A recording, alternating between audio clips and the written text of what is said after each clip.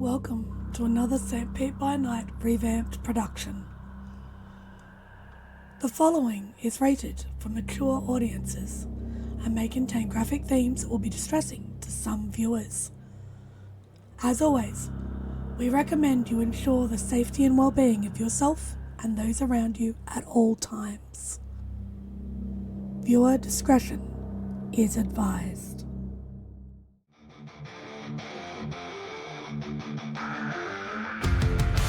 the heart of night, we rise from shadows, calling at the moon, igniting our battles, cleansing dire of an endless fight, until our final days we will fight. Thanks, man, we stand united as one.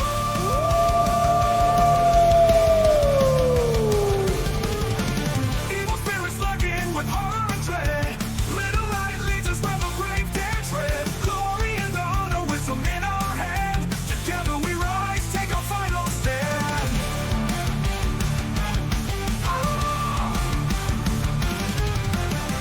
Everywhere we run, the wind is at our back. All the warring forces we will track. From the depths of the ocean to the clouds in the sky, vampires tremble as we learn to fight. Rage across Tampa, in this fight we'll stay. Evil spirits lurking with horror and dread. Little light leads us where the brave dare tread. Glory and honor, wisdom in our hand. Together we rise, take a final stand.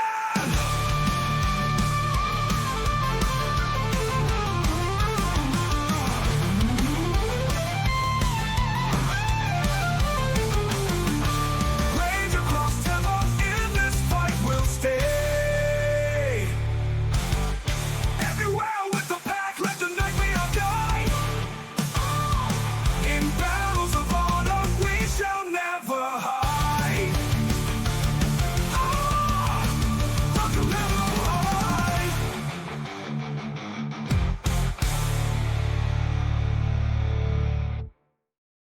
Good evening and welcome to the St. Pete by Night Entertainment Network. St. Petersburg by Night is an online World of Darkness community originated in St. Petersburg, Florida, but now extending to the world at large. My name is Kent, also known as Misha Kent on all social media, and I will be your storyteller tonight.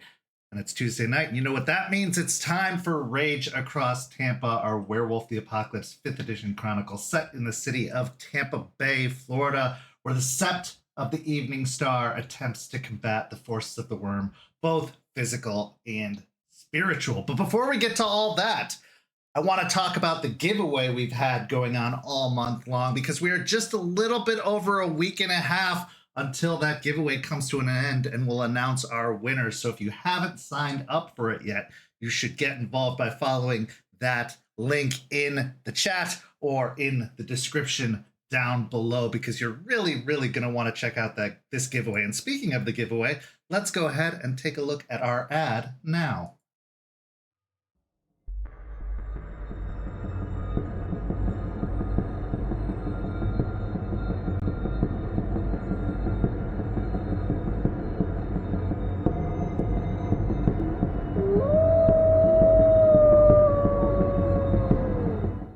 You read that right. It is our first ever giveaway, and what better time to have a giveaway than the spooky season. My name is Kent, and I'm the founder of St. Pete by Night and the storyteller of both Rage Across Tampa and Hellhounds, and it's time for our Halloween giveaway. So let's get into the details about this giveaway, because it is a big one and you are going to want to participate. First, let's take a look at the prizes.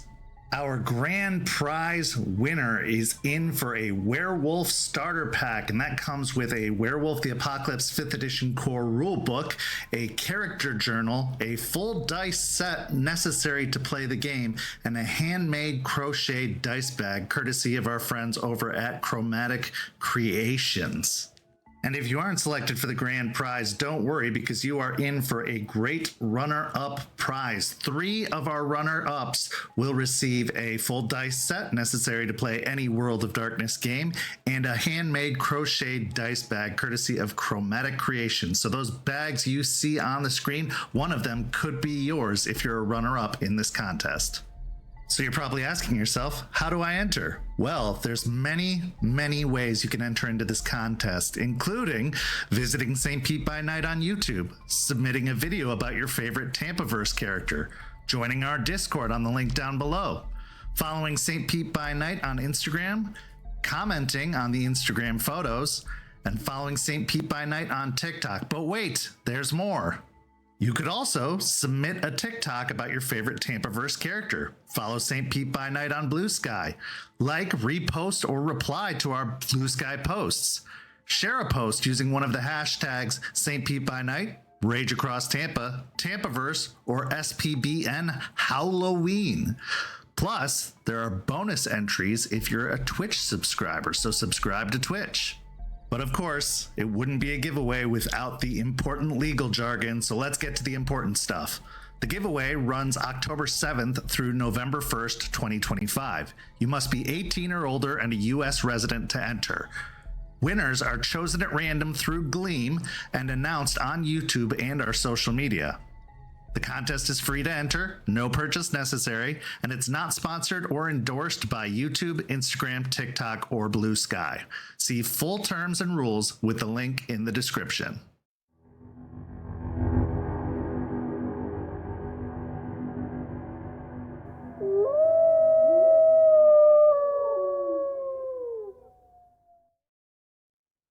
That's right. So you're going to want to go sign up for that giveaway because, as the video said, it ends November 1st, and that's only a little bit over 10 days away. So really get those entries in. You can enter more than once in that contest to get in the running for those amazing prizes. But let's get to the reason we're all here by introducing the amazing players that make Rage Across Tampa happen. Players, go ahead and introduce yourselves. Hi, everybody. I'm Champ Champagne, the Muffin Man. The Muffin Man! But you can, just call me Champ if you want. And I will be playing Aspen Wise, Philodox of the Silverfangs. Hi everybody, I'm Nori and I'll be playing Malicious Jester, the Galliard of the Black Furies. Hey everyone, my name's Preston. I play Jason Dreams and Decay Thorn, the Urge of the Bonar. So, players, let's get caught up on all of the craziness that happened last week so that everybody who is just tuning in can catch up to where we are. First, we started with a very heartfelt, deep conversation between Jace and Eliza that led to him touching a tree for the first time. And no, that is not a euphemism. It is literally touching a tree, because in the Caern of the Sept of the Evening Star, even the trees have power, untold power.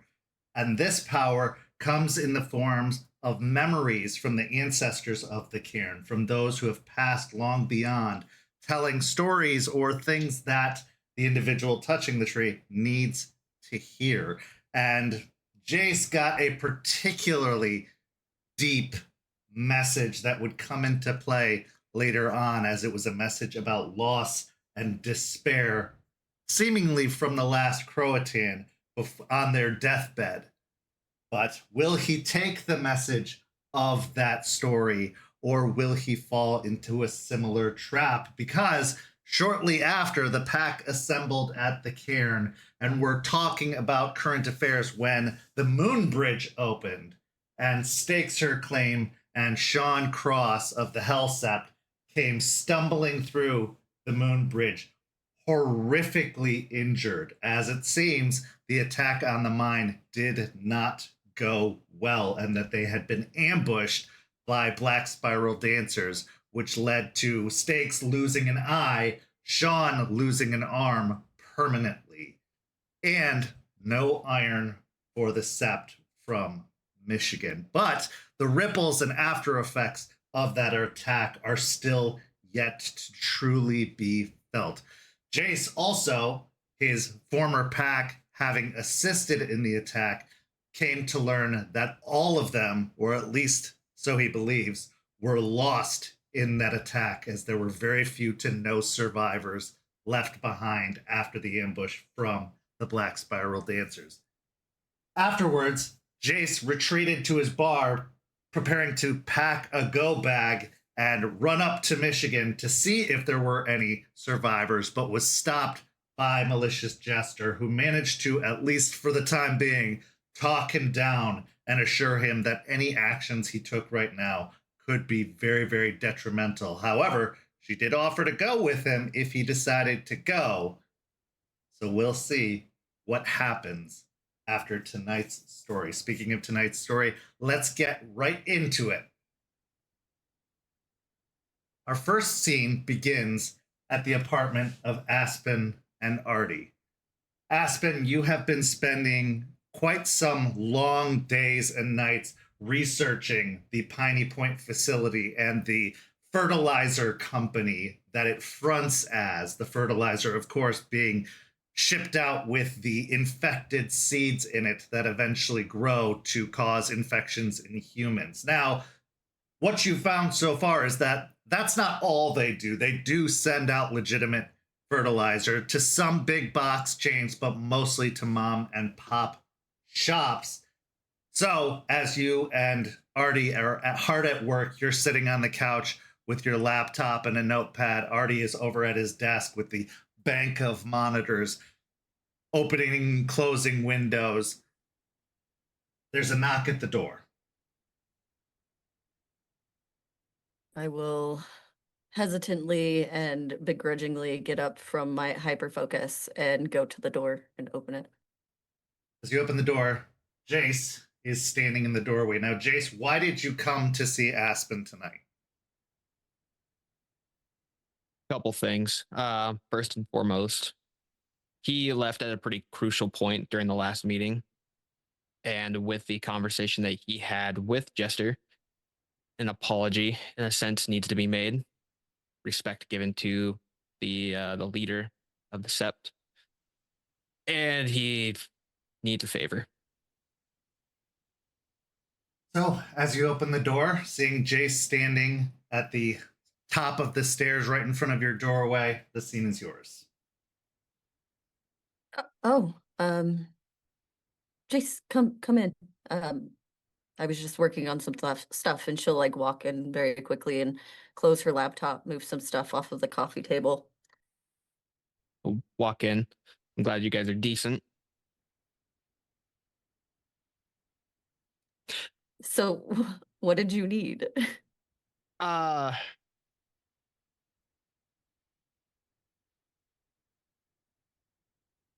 need to first say I'm my actions in my response to hearing about what happened at the mine. I could have handled it better. I'm sorry that I left the way that I did. Oh. Thank you. I appreciate the apology. I don't think it's completely necessary considering the situation. I just feel like there's a better way I could have handled that. And when I left, I found out additional information kind of by them no one answered their phones. And in a way, I compromised the area because I threw my phone on that road. Just wanting to come clean about all of it. Look over towards Artie. I'm going to need a new phone. If you be able to help me out with that. Yeah, absolutely. I can put something together pretty quickly. This sounds like private conversation, so I'll just go in the bedroom and work on that. Besides, just so you know, the kinky shit only happens when you're living here. He gets up and grabs a laptop and a little box from one of his drawers and goes heading into the bedroom, closing the door behind him.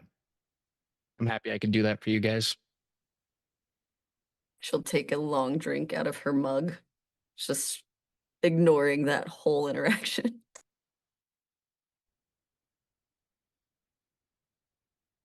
I didn't get any answers, and he'll take a seat on the couch. When I called 3 people, I called my former pack leader, and I called the right master there, and I also called Olivia, one my best friend, and no one answered. With that information, I should have let you guys know that there was nothing, but I was not in the right state of mind. And when I drove off, I went to the bar, and I was planning on actually leaving. And I was going to utilize the moon bridge to try and get back up there. And I was going to do this without asking at all.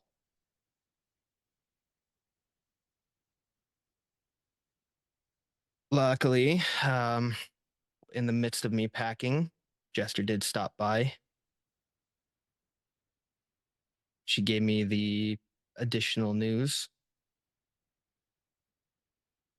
and helped me realize that my plan wasn't really a plan because I had nowhere really to start. But I wanted to come clean about all of it. I feel like hiding or trying to keep a secret that I did plan on doing that, utilizing something that I didn't really have access to and not letting you know is something that I just wanted you to be aware of. I appreciate you being honest. More than, I guess, just not saying anything to anyone. I understand that feeling, wanting to do what you need to do without anyone stopping you. I get it. But I also, to that point, want you to know that we're here to talk and to work through things. We've all been through some stuff, and it's awful. And we wouldn't want you to do all of that alone.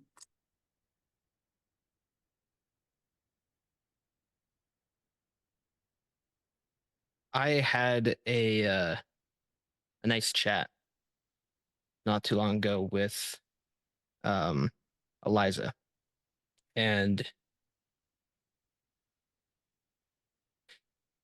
our Caern has something that I'm trying to understand. Its overall reach and understanding of the Gru there is baffling. I was given a vision of a Croatan there basically throwing away the sacrifice of their patron and how it affected them altogether. With the current circumstances going on, I don't know how it got to knowing that I needed to see that, but I'm trying to abide by the lesson of not throwing away a sacrifice. And I don't understand Eliza. I adore Eliza altogether, but I don't know how she does the things that she does and how she's able to just give what she needs to, but not push too much. It's an art. But I was scared. And I don't want to throw away what they're trying to do. And with that being said, that iron that was supposed to be brought over, if I'm understanding correctly, we didn't get any, right? No. So that leaves one last resort. That's correct.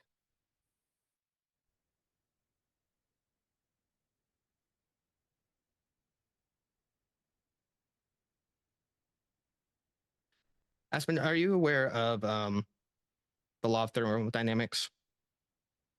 Acutely, yes. So the overall transfer of energy and how it's never exactly 50-50. There's always something lost. Correct. Similar to how business works, when you are trying to go through, you have your supplier and you get to someone who delivers it to the person who wants it. You're not getting your highest output. Our current standing is the same way.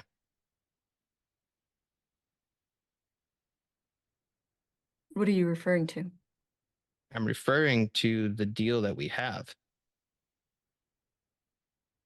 Cut out the middleman. Get rid of him. We find out where his supply is. Then it's closer to a 50-50.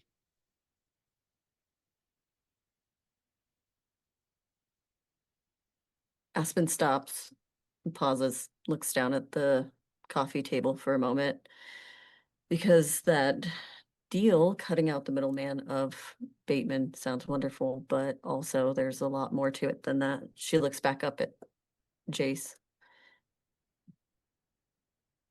I get it. That would be ideal. But it also comes with being on decent grounds right now with them, and cutting out the middleman snubs them, and we are already spread so thin we can't have another dispute on our hands. It'll only spread us thinner, and that's going to cause way more issues than what we think it's helping. Is it though? You have someone who is giving up something in order to take on a evil that we're both facing, but they're only doing that because you hit them so hard previously that they can't take care of this themselves. They're backpedaling. It's complicated, and I know there's a lot to it, and I'm not trying to patronize you, but you weren't here for a lot of what happened on that front. But again, yes, they may be on their back foot, but in a lot of ways, so are we. With Piney Point, with changing breeds coming in, with the changelings, with all of these other things spread throughout that we're trying to figure out, we're also on our back foot, and they would just be adding to that. And we can't fight on all fronts. We just can't. We don't have the numbers. In order to move this fight forward and to make this faster, though, getting his iron would take care of that problem. Him distributing it what he has on hand is slowing us down.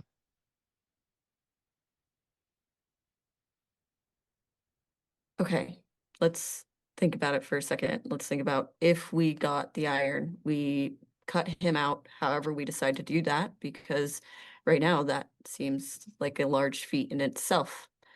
If we get his iron and he's snubbed, or they're snubbed and they're angry, how long do you think it's going to take for us to figure out how to make a concoction to get rid of all of the plants? How long do you think that's going to take? Because it's not going to take a day. And in that time, I'm sure, with how much we've been dealing with Piney Point, that they're going to become awares in some way and push back against that, because we would be destroying everything they've been working for. So we're going to get hit even harder by them. Right now, they're sitting in a space of them having the upper hand. But once they feel like they're getting encroached upon, then they're going to send even harder forces in our direction, right? So we will be making a concoction, we'll be hit harder by Piney Point and whatever they have going on. And then you add that on top of a very, very angry leech coming at us from the other side. And not to mention, while all of that is happening, who knows if another changing breed comes into our cairn that we have to deal with, that maybe you, for example, you and Jester were gone for days dealing with that. So that leaves even less of us here to deal with the leeches, Piney Point, and making a concoction. I understand, trust me, anyone, out of anyone, cutting him out and getting rid of him for good, or hurting him in some way, that is the most appealing thing to me. But I have to think about the sept and the pack And I feel like we would be losing if we did that to, yeah, maybe a win in the moment, but a loss in the end. All right. And what's the plan to replenish the iron that was lost? We work on finding an enticing deal. We act as if we're giving more, so we get more without giving up really anything. I mean, of course, we'll have to sacrifice something. That's how trade works. But that's what we've been working on, right? Is Right. making an enticing deal that doesn't completely screw us in the end. And I think cutting out the middleman would definitely screw us in the end. All right. Miss Weiss, lawyer. Let me know if this is a loophole. Let's say we find out where his supplier's at. We keep him in there, but we just take here and there a few things. We're not supposed to attack him directly, right? We can't do all that. We can't be going into different territories of theirs and messing with them. Are we Correct. able to find out where he keeps the iron and then take it from there? Keep the deal. We go in, nonchalant, you use your strike team. You got Jester and Charles. You send them in. They do what they do. They get out. We got additional iron, and then you keep the deals coming in through Bateman.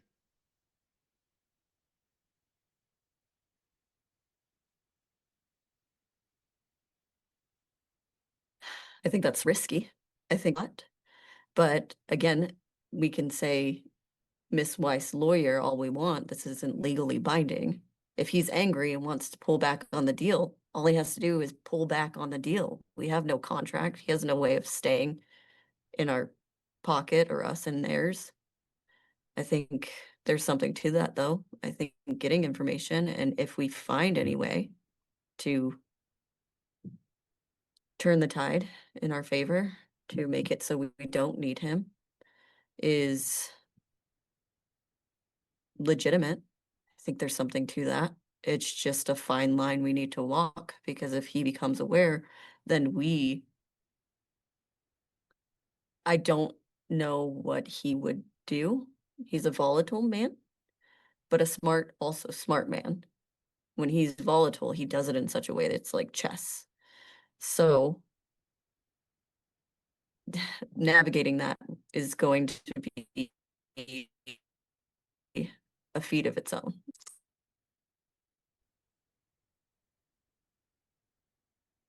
So you're not saying no, though. I'm not. I'm saying I'm open to suggestions on how we do this in a way that doesn't completely fuck us later. Okay. Are you terribly busy at the moment? I'm always busy. Okay, that's fair. Do you have a spare hour, maybe hour and a half? I could make that happen. Your overall allure and how you're able to bring spirits to you might be beneficial. How we were able to get spirits to help, I don't know if it's the correct word with Piney Point, but I feel like the area in which he resides is a different beast altogether. We ask some of the spirits there. They might be able to gather some additional info for us. Also, if I can get close enough to wherever he resides or does business out of, I don't know, I can pick up on different conversations that are happening.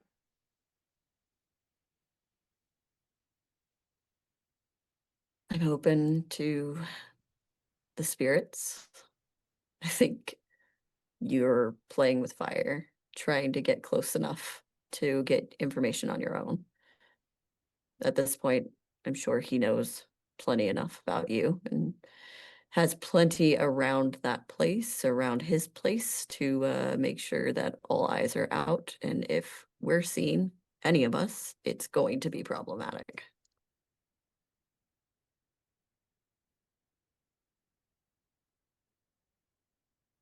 So let's start with spirits, see what I can pick up from a distance, and go from there.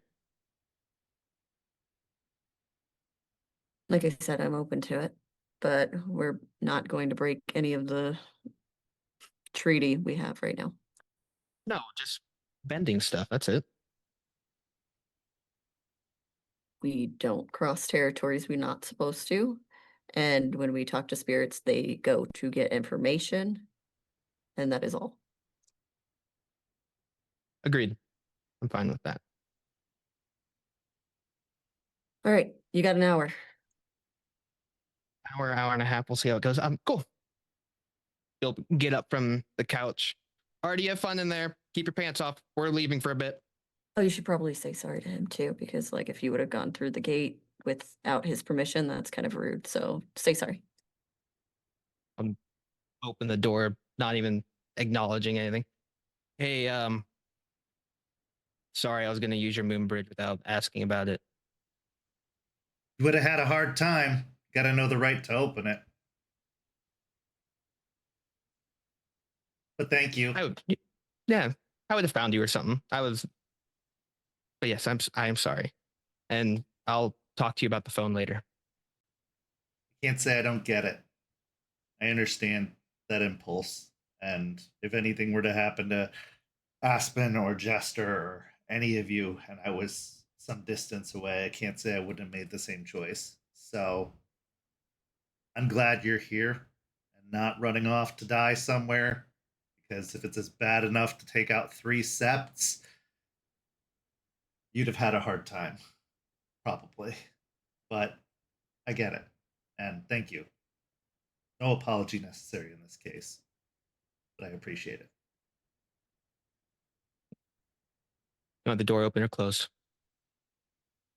Well, if you're leaving, leave it open. I like the draft that comes through on my nethers. Yeah.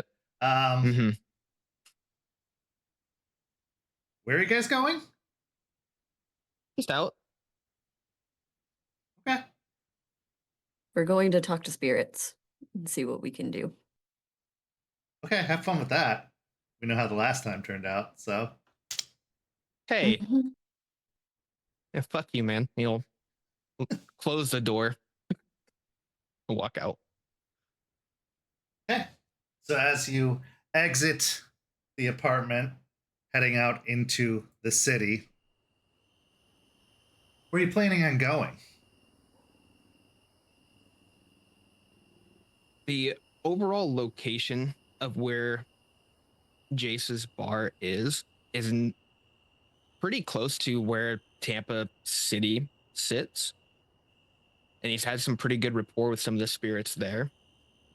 So he might take her just outside of the warehouse area.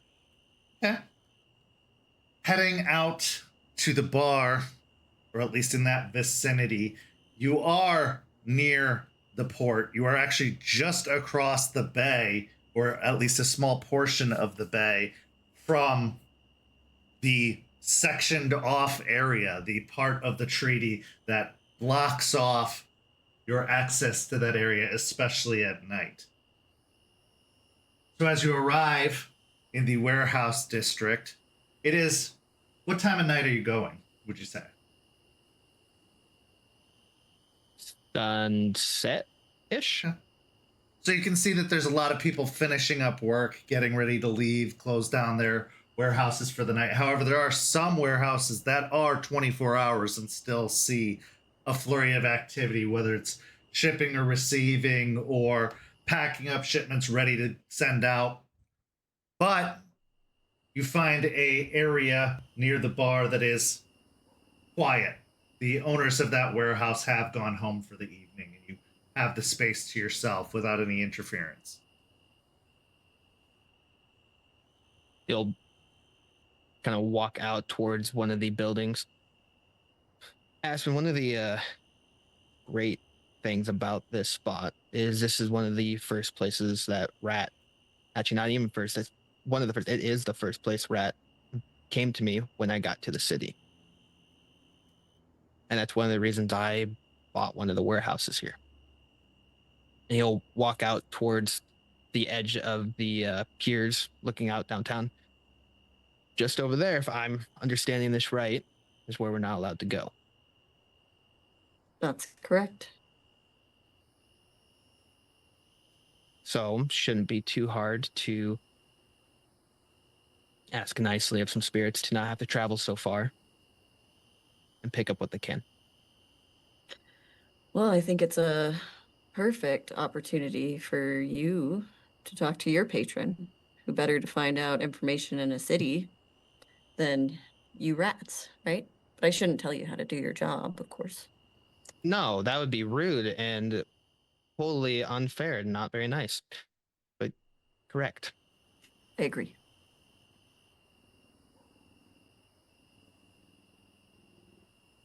He'll get down on his knees and look for some of the different things in the area. And look for different like shiny bits and baubles and kind of like push them into a pile. Okay, go ahead and give And me a wits and investigation.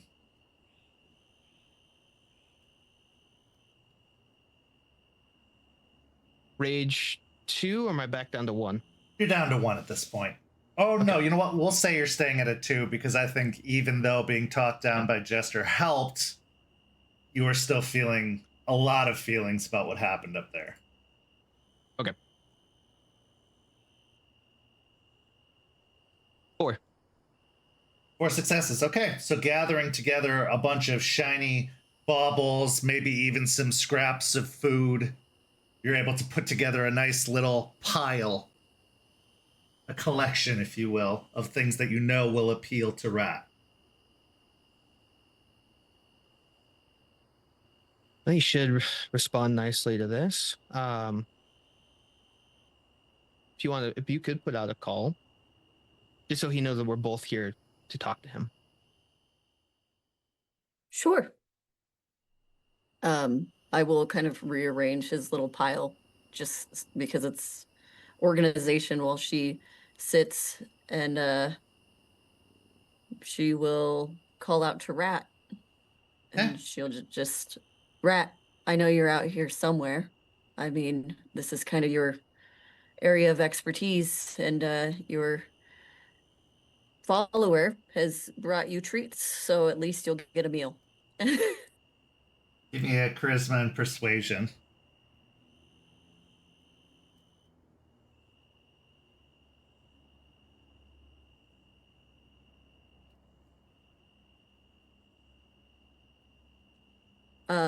What rage am I at? I would say you're probably at a 1.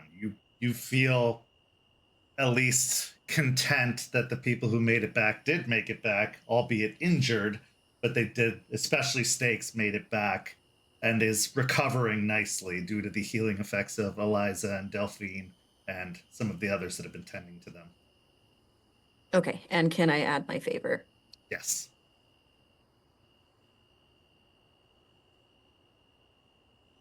That is 5. Hey. So as you call out to Rat, making mention of the pile of goodies that Jace has assembled, what surprises you is the sounds that come in response. Where you're used to the scurrying of Rat, whether it's on the rooftops or on the pavement, instead you hear the little jingle of a bike bell. And as your eyes are drawn to it, you see that there is actually a scooter at the end of the lane, or at the end of the alleyway, with a young man, probably 16, 17 years old, wearing really baggy pants and a kind of loose fitting shirt that drapes down almost to his mid knees. He's got a stocking cap on and a little bit of a growth of stubble around his chin that isn't quite becoming a beard yet.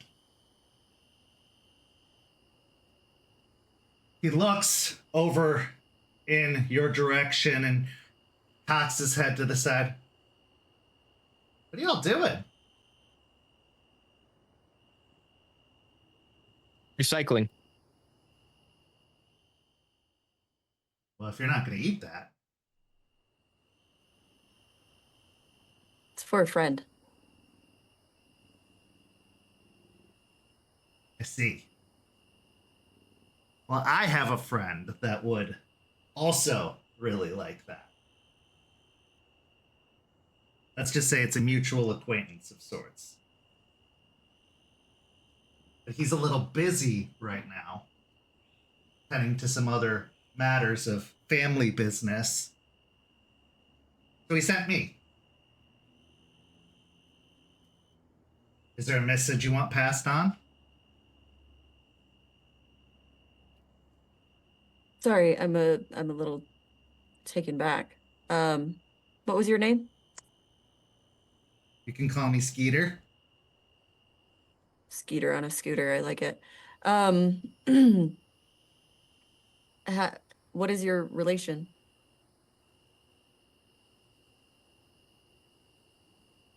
Cousin, I suppose.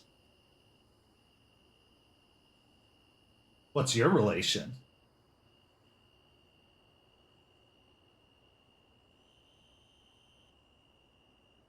Looks over to Jace.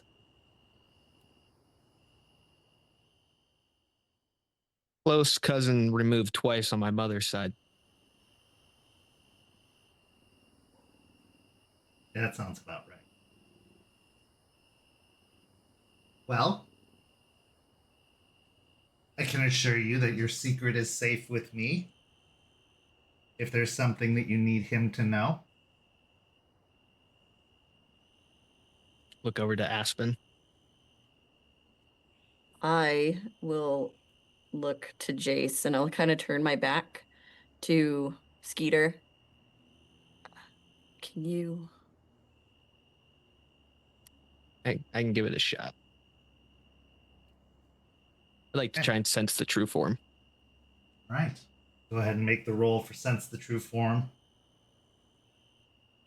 I don't remember the dice pool for that. Double check just to see.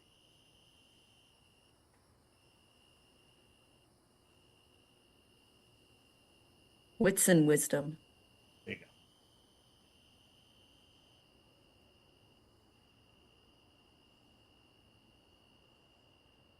Six.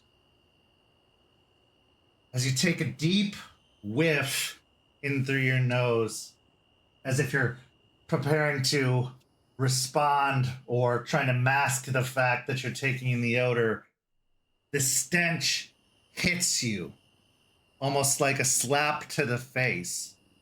It is the stench of garbage, alleyways, very familiar surroundings for you. But also a strangely unique odor, but also familiar, as if it's close to, but not quite, the odor that a bone gnar would give off. There's also just a strange, unique, unusual extra scent in it as well. He'll lean to Aspen. He definitely smells of our friend and something like us, but not quite.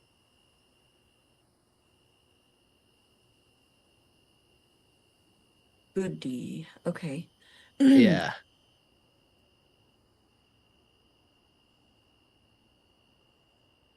Skeeter, right? Dreams in decay, right? Yes. If you'd like the bits and bubbles and the bits of food, they're all yours. Great. Is that it? I wish it was just a nice little, hey, here you go. Yeah, this is a long way to come just for scraps and baubles and whatnot. Hey, there's some cool stuff, but Oh, no, I'm I sure. get it. The broken yo-yo is a nice touch. Yeah, it just needs new string. It'll be good to go. Either just a piece of. Anyways, he'll look out towards the city. I need help with gathering information on what's going on there. Particularly, there's a building that has some a very powerful individual in there, and I just need as much information as I can get on that guy. Okay. Well, let's start a little different, if you don't mind, Jace. Are you aware of what lives in that building? Well, you're gonna have to be more specific. There's a lot of buildings, but if you're talking about the vampires, yes. Okay, good. That was easy enough. We are coming with a question on the potential of looking into them and if that would be a wise idea. Uh, I mean, you should always keep an eye on the bloodsuckers. But as far as I understand, that's a big no-no for all of you. For us, yes. Lucky for you, me and my friends aren't one of you. But we also don't owe you anything. I mean, neither does he, but he seems to take a shining to all of you. As he should. Should But he? you're right. You know my name, you know he should. Okay, all right. But I'm aware of how these things are supposed to work. Is there something that you are in need of? There's just a lot of things we're in need of. You know us. We aren't exactly rolling in it. Well, we are, but I'm not kind of it that you want to roll in regularly. And we just got to town not too long ago, and we're just settling in, finding our way around. In fact, I've been meaning to see more of the city, so this is kind of incentivizing that. However, there's a lot of risk with what you're asking us to do. And we don't like to take unnecessary risks, no matter how appealing the prize might be. So I guess I'd have to say, what can you offer? Well, Jace here has a wonderful bar just down the way. I'm sure he wouldn't mind giving some food when necessary, a place to relax and get out of the rain when necessary. Absolutely. Yeah. Food, drink, it's on the house, and if you need a place to crash, set that up. Hold on, actually, how many of there are you that came in? We don't like to go alone anywhere. Well, right. Rats together. Safer that way. But also, I'm not sure I should tell you exactly how many there are of us. Better to keep you on your toes and always wondering. Ballpark me. Enough. Okay. And then I have enough space for you all.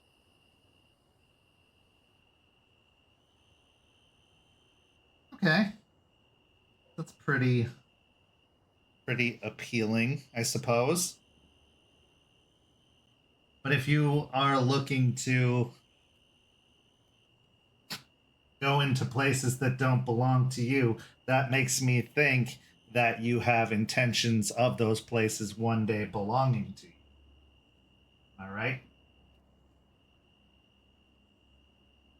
Coveting isn't below us. Definitely not us.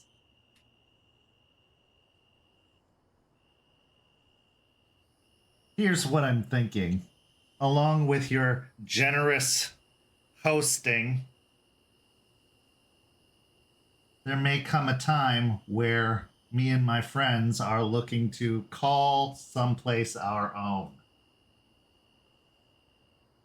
Are you amenable to us taking some of that precious pie you're looking to get a big slice of for growth and development. Neighborhood.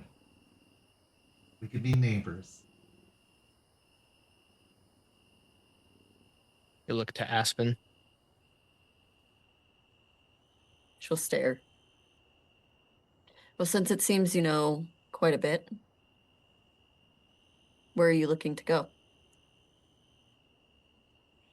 Well, just like good old dreams here, we love the city. Where the action happens and where the most exciting things take place. And unlike wolves, we don't do well in the woods.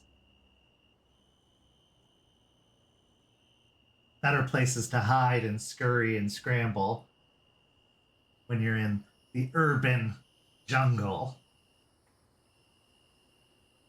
So,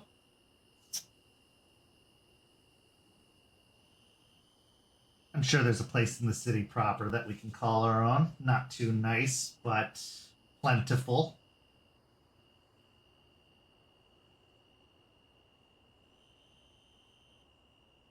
I could make that happen as long as you're not picky. I'm sure we can discuss the particulars when the time comes. I would love to discuss more with you on, mutual findings and such. Being said, in the interest of disclosure, how are your guests?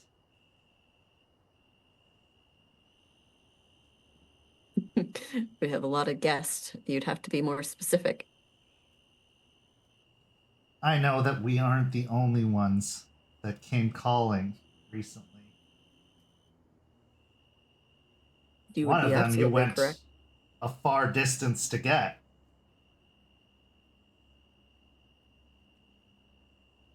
That was a happy accident.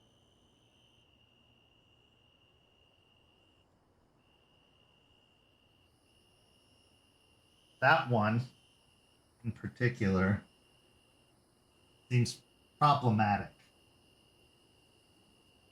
I'd be careful how much you say and do around that one.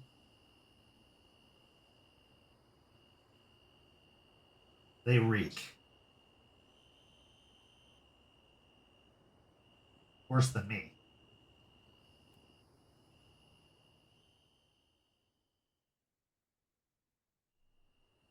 I appreciate the information. But I also heard you went sniffing around the swamp as well. You got a nice arrangement with that one? Or is that something to be worried about? As long as you don't make an appearance near their home, you should be fine. But we hope to add to the, guess you could say, friendliness between the two parties. Oh, don't worry about us. We're not going around there. Like I said about jungles and woods. That's not our comfort zone. Not a neighbor you want to hang out with. No. But it's nice to know who's present in the area. My question is, how do we know that when all is said and done, it isn't just replacing one dictator for another?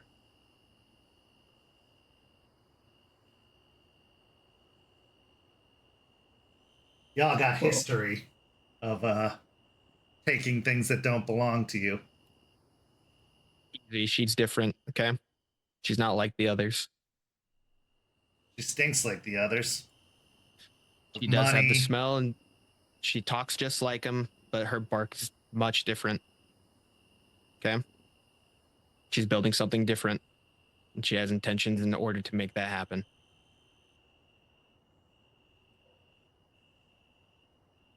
Roll me a charisma and persuasion, or manipulation and subterfuge.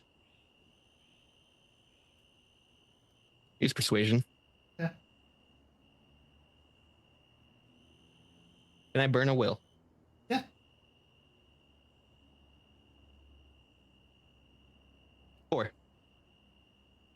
He lets his eyebrows raise to the point that they almost go underneath the beanie cap he's wearing. You seem pretty convinced. I've seen some things.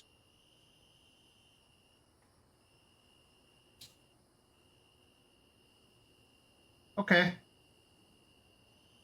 Since we don't have any kind of arrangement blocking us from looking, we'll go take a peek. See what we can find out. I will tell you, though, that place, that particular place, is protected to high hell. And I don't just mean in the guards with guns type way. There's a little something extra.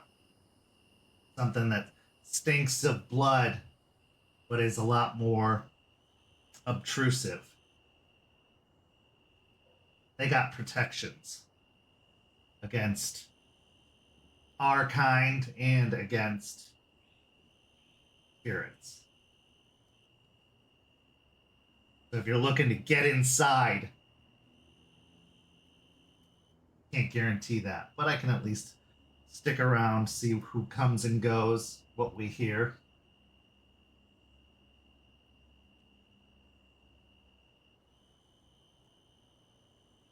And since we're going with full disclosure, how do we know that after we ask you this favor, because we are the ones asking, of course, so that you don't come with your counter offer after making this deal and ask for something impossible?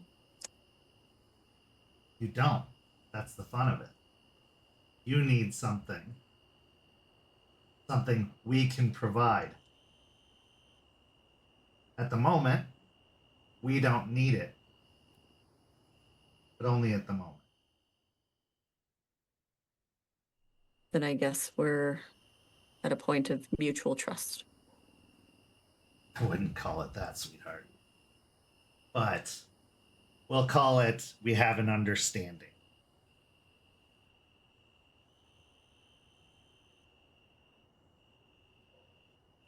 Sure.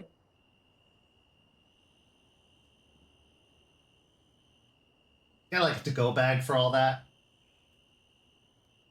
Kind of hard to take on the scooter, and my pockets are already full of other things I found around here. Wallets. That kind of thing. Pat himself down real quick, make sure he still has his wallet. You do. And he'll look around for a trash bag or something floating around. Yeah, easy enough. Yep. He scoops it all in, ties it off. You hear the scooter kind of whir as it comes down the alleyway, stopping close to you. Getting a better look at his face, you can see that he has very angular features. He's very thin and lithe, but his nose especially is almost pointy and overextended to a certain degree. Looking into his eyes, you can see that they're black and beady.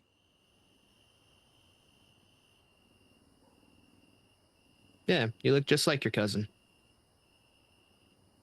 We're a very direct relation. And as he smiles, you see that the two front teeth are a little bit larger. Great. He holds out his hand to take the bag. Hand it to him. And where can we get in touch with you? Aspen, you got a pen? Always. She pulls out a pen from her purse.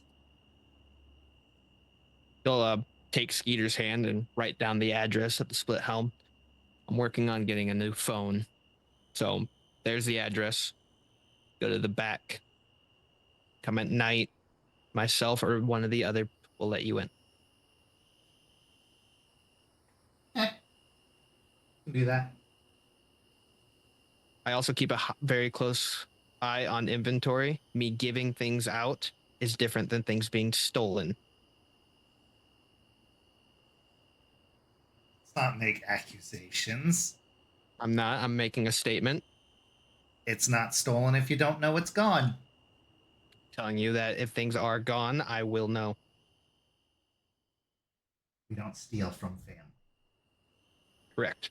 Okay. At that point, he kind of pats Skeeter's hand and pushes away and gives Aspen her pen back.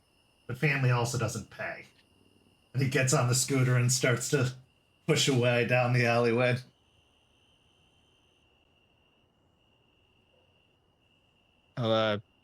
You met kind of my family in a way. Really distant cousin. Yep, just add it to the list. Rat did say that his kids were coming. I was thinking weeks to months, not a week. Well, you should always accelerate your timelines when it comes to Tampa. That was accelerated. Overall, though, he'll look back towards the city. Are you okay with this? I think having something is good for us. Just hope it doesn't come back and bite us in the ass. Should be all right. And if we can just get one step closer to taking care of one of the big problems we have. You said the risks and rewards. I think the reward for this is pretty good.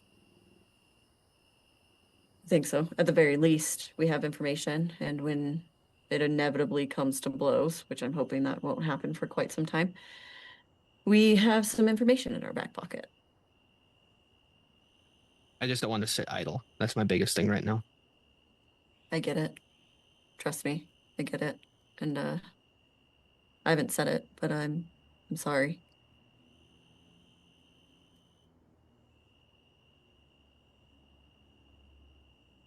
It's I'd like to say it's a feeling that I'm used to. Having people just kind of out of your life, but after becoming what we are, didn't think that the ones that came and found me and taught me all the things I know could be taken out. It's just kind of hard to come to terms with that. The person and people that kind of like were the cement to what this is. Only thing I have left are the lessons and memories, and that's it. Yeah, it's a hard thing to get over. Absolutely.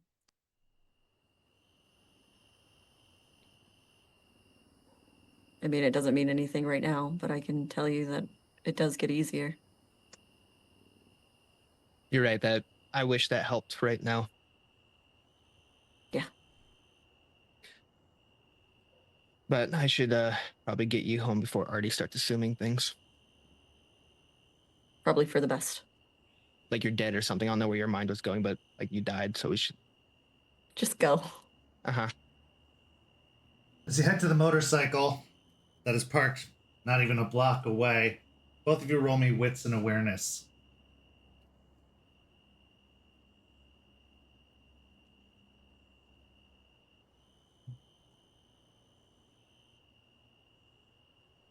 Three. Aspen, you hear the sounds of scurrying on top of the sheet roof, like the sheet metal roofs of the nearby warehouses. At least 2, maybe 3 different creatures, but they're small, so it's definitely little pads of feet. Jace, you also hear this, but you were able to catch out of the corner of your eye little beady eyes peering over from a rooftop, watching you go. The little pink nose wiggling as it sniffs the big whiskers off the sides before it ducks down behind the awning and runs off. Just like Jace spent some time in Tampa before making himself known, it wouldn't be unusual for his ratkin cousins to do the same. But the question is, how long have they been in town? And what else have they possibly learned during their time here?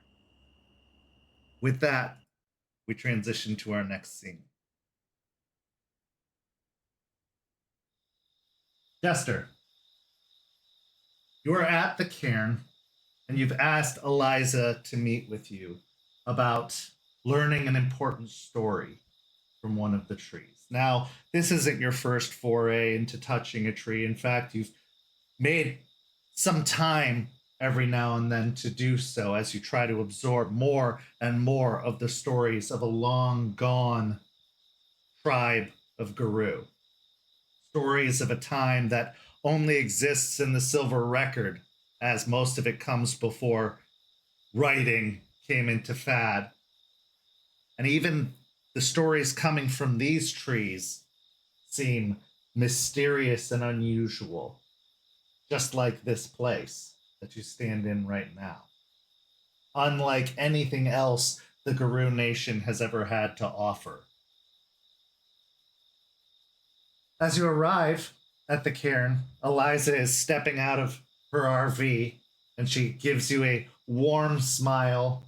You can see that her eyes are a little bit tired as she has been spending a great deal of time tending to the wounded inside of the RV. But when you called to try and get together with her, when you reached out, she said they're looking good and she could probably afford time. So she closes the door behind her and quietly walks over, approaching with a hushed tone. They're sleeping, so let's try to keep it down. I mean, we could take a walk further closer to the actual heart if we wanted. Sure. What do you need me for, Jester? You become well versed at this. Glance back at the RVs. Do I know where Xander is at this point? You know that over the past week or so, he has become much more lucid and calm to the point that you can trust him to go out into the bawn itself. So he is likely out somewhere in the woods beyond, but he knows that if he meets a road, he's supposed to turn back. Okay. Kind of wanted to test something out. Glance around again, glance in the trees. Look, after what happened at the mine, I'm kind of worried. Worried about what? If it's dancers and you said Bat was their patron. True. If the voice that Xander is hearing is Bat, he could be a bigger liability than we thought. I agree. And it likely is Bat that is talking to him. The spirits work differently for the Kamazats. They have different connections, different relations. Some have grown to fear them and prefer to stay away. But Bat would have been called upon his turn. When he changed, Bat would have come directly there. And if what we're hearing from him is to be believed, he's hearing history, but not necessarily their history. A mixture of the two. Right.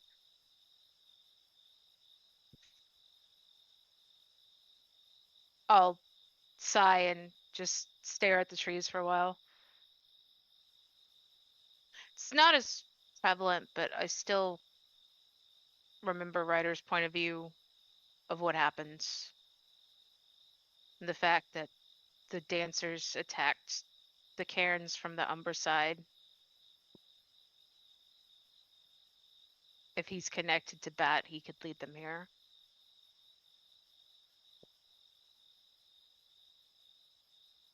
I understand your concern.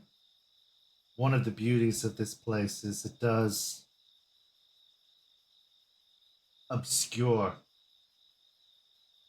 spiritual activity here.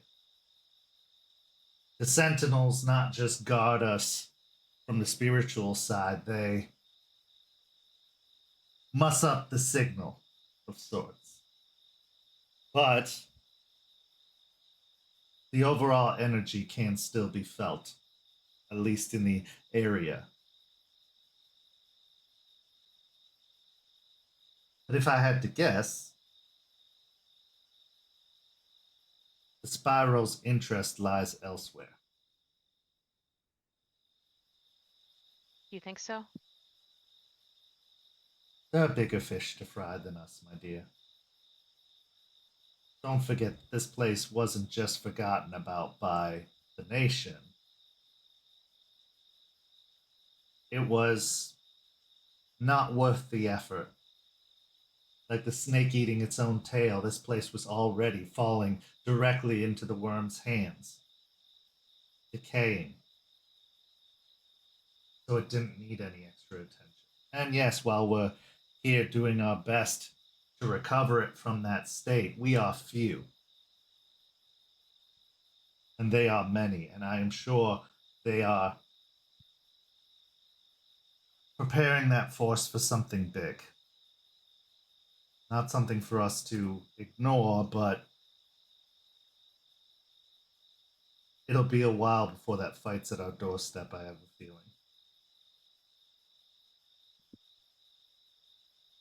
Okay.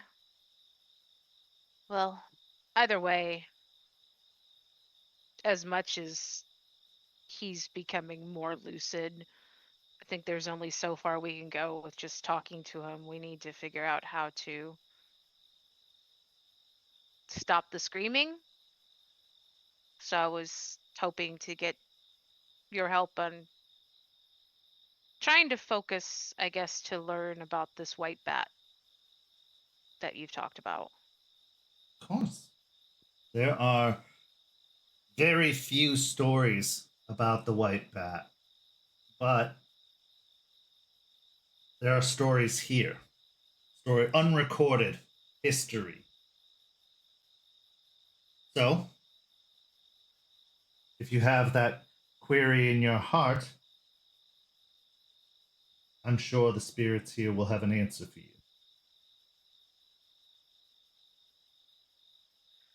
Okay. She walks up and presses her hand on your back, turning you and redirecting you slightly as you walk, heading towards the far edge of the cairn's clearing, towards another wall of trees that marks the perimeter. She takes you over towards a shorter tree amidst the tall trees all around, trees that have been undisturbed and growing for some time. But this tree is almost dwarfed in comparison to the others. But it's still old. It's almost like it lost the battle for light and therefore didn't evolve at the same pace as the others. She leads you to the foot of it. It's still probably a good football size width, but it only goes about 9 feet tall, whereas many of the others go 15, 20, 30 feet up.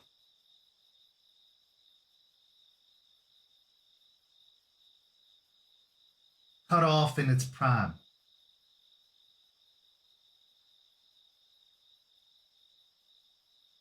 I thought you said that.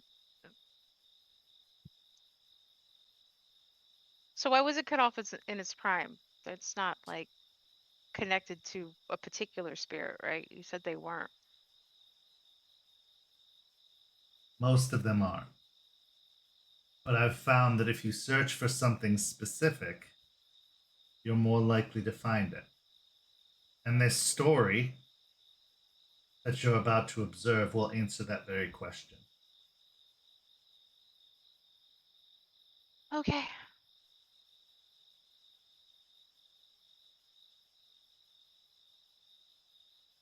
Taking a deep breath, you reach out to the tree in front of you, pressing your hand against the bark, which is, for the most part, smooth to the touch. Despite its age, it doesn't brittle and break off in your hand as some of the elder bark does. As you touch it, your vision starts to grow dark from the outside, working its way in until it's just a single pinprick of light off in the distance. The sounds of the crickets and nature nearby are replaced by the hollow, very familiar tones of a cave. You can hear some water dripping in a pool nearby, coming down from the ceiling. It's not exactly like the cave within the Deep Umbra. Instead, it is much more natural. What you'd expect from a cave, whereas the other one had a very ethereal energy to it.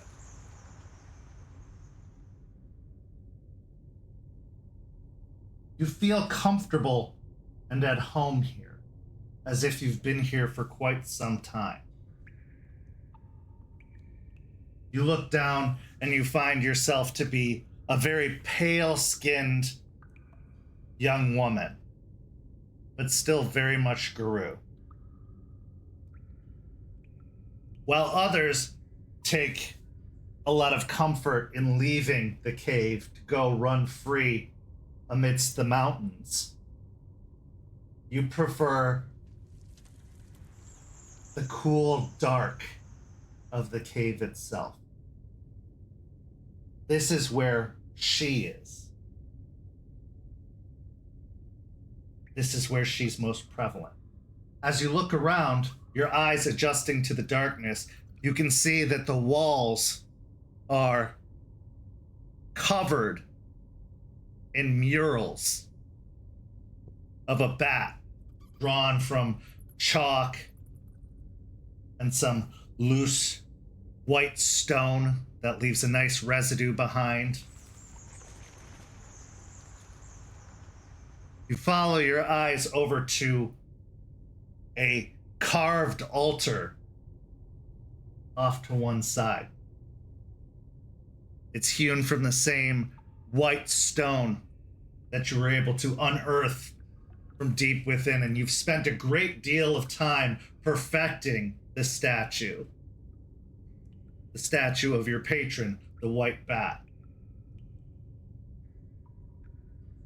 the Caern patron, Sept patron. Almost like a mother to this particular pack of Guru, she has tended to you and cared for you. When Turtle couldn't be around, you could always count on White Bat, for she would never leave. She also liked the dark. Maybe it's something you had in common. As you brush off the white residue of the carved stone, the shaved down edges of the statue in front of you,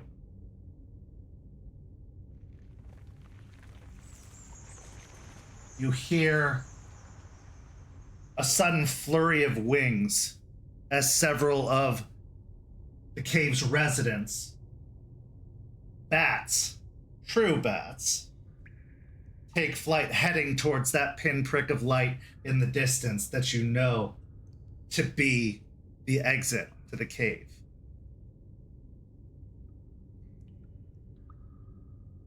Everything grows silent and still. which is a little unnerving because even though you prefer the darkness of the cave, you can always count on the sounds of critters moving along the ceiling. But for a moment, there are none.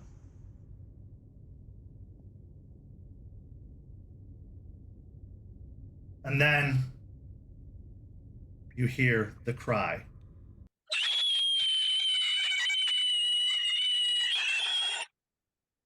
As the bat lets out its shriek, the ground starts to shake, the walls start to crumble, big chunks of rock start to fall. What felt like a very homey environment suddenly feels empty as the statue falls and shatters to pieces on the hard rock floor. The shaking and rumbling all around causes large rocks to fall to the point that it blocks out the light beyond. Even that pinprick of light that is the exit way submerges into darkness. And while you could make out the details of the cave before, it becomes harder and harder to see as clouds are kicked up.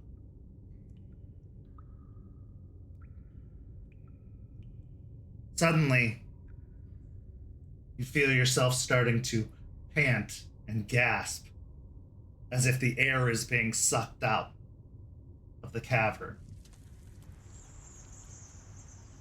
You start to crawl and move towards the entryway when a rock falls right on top of you. And the vision ends, snapping you back to reality.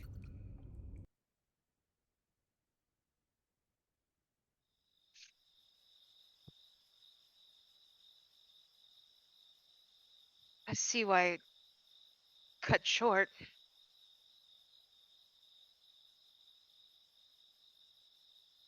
I believe she was a galliard like you. A storyteller, an artist. What I've come to learn is that the white bat was their patron, that particular set. Based off of the timing of things, I believe that when the last Camazotz died, the white bat fled, and the cavern collapsed.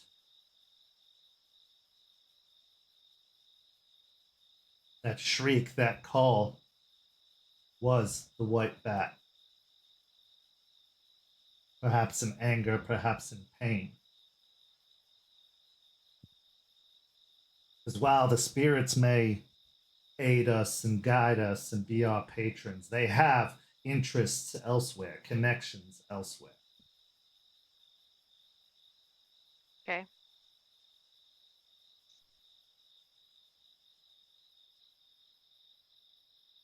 Their own motivations. Yes. But also like family. The Camazotz were relative to the white bat. I believe what our dear Xander is hearing is that last call. That final shriek of the white bat.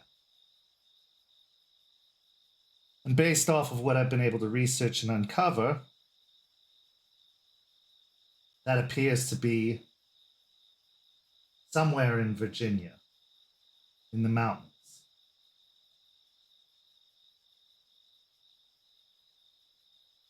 Okay. I mean, is it going to stop if he goes there? I mean, if you're As I saying, know, he's from there.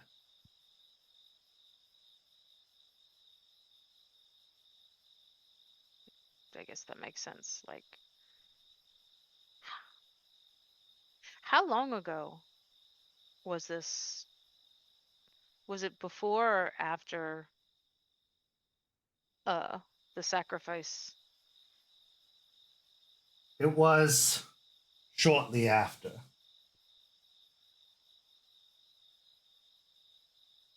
Although I can't say for certain as to the date. I only saw what you saw, the darkness.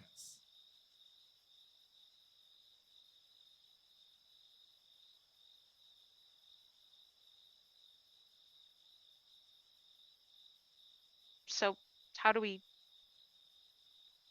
stop him from hearing it if it's Well, perhaps we need to reconnect him with the white bat. Show her that not all is lost. Nurse her back to health. Because undoubtedly this would take a toll upon her.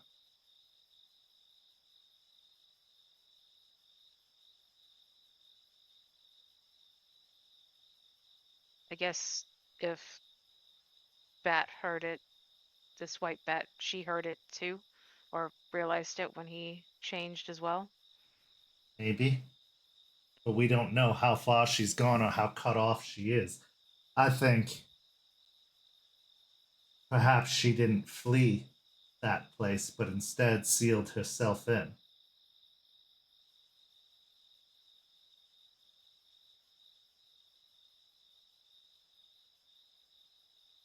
So we got to figure out where in Virginia mountains the old cairn was then, Yes. and track down hundreds, if not thousands, of caves. Well, we know there was a cave in. That's a good place to start. It's unlikely that there's an opening. We just have to find where the opening was. Find where the collapse was. And while it may seem like what I'm asking or saying we should do is get some shovels and start digging, there are other ways. We just have to get inside.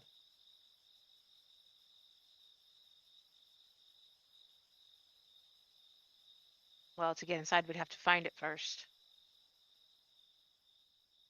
I think the closer you get, the easier it'll be to find.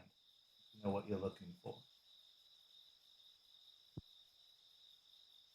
Do you think she'll get louder if we're closer? Perhaps. Xander seems more attuned to her than anyone else. He is, as far as I know, the only Camazotz in existence.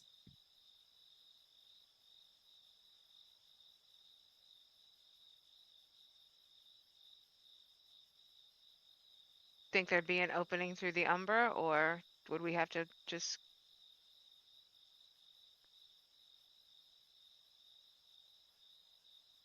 I don't know, to be honest. It's possible. It's also possible we may have to negotiate our way through with the spirits of stone and rock.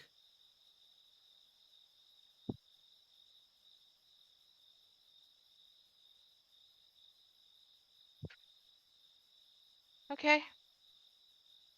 I guess it's a start. It's a direction. The only one we have right now. I can keep away, or at least dull, the call of Bat. But that is a band-aid, not a cure. Okay. There's no way of breaking the hold that Bat has on Xander. That is like trying to separate a person from their gene pool. It's like trying to separate you from Gorgon.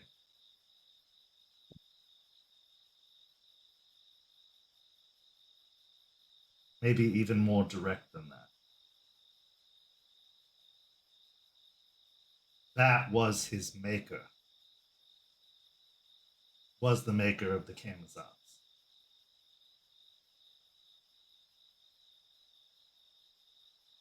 They will always be connected. But if the white bat still has some purity, is still untainted by the worm itself, perhaps she can provide the answer, a means to combat spirit of bat.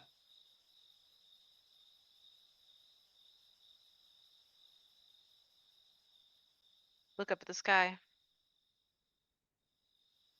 Star wouldn't put me on this if it was an impossible task, right? I'd like to hope not. But you have to understand, spirits, they don't know everything. They're like us in that way. There are still things mysterious to them. And Star, she's one of the more hopeful spirits that I've met before. One of the more positive thinking.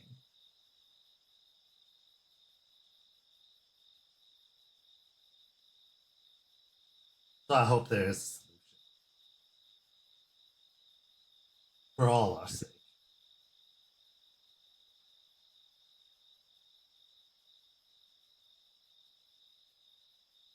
Okay.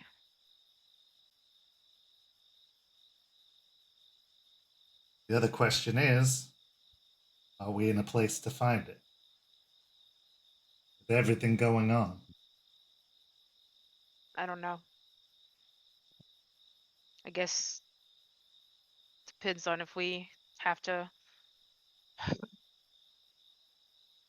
weigh the risk he poses versus everything else we have going on.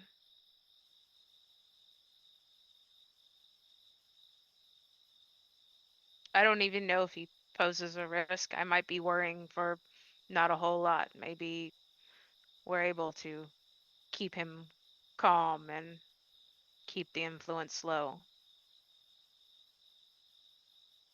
He most certainly poses a risk. Some days are better than others. But you have to keep in mind, he is a newly changed Camazotz, and he was able to nullify and almost destroy an experienced guru.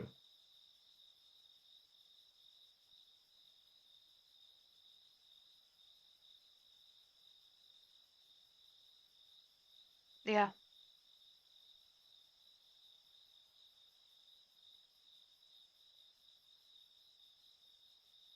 But also, we're trying to make a better world, a new way. And part of that new way is to help those in need, to bring back what was forgotten about and destroyed by our predecessors. And if he's indeed the only one, I do not have any reason to believe he'll be the last one. Gaia brought back the Camazotz.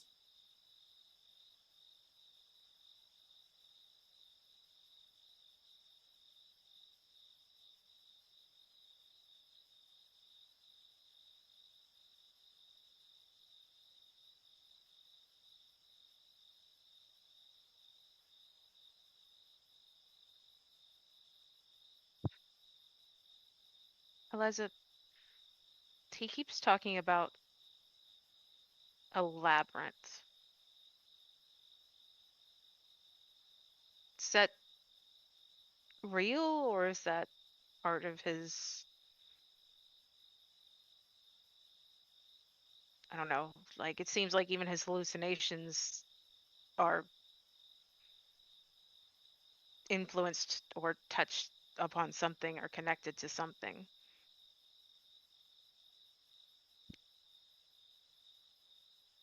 Eliza stares at you, looking you directly in the eyes. And while her lips don't move, her voice echoes in your mind.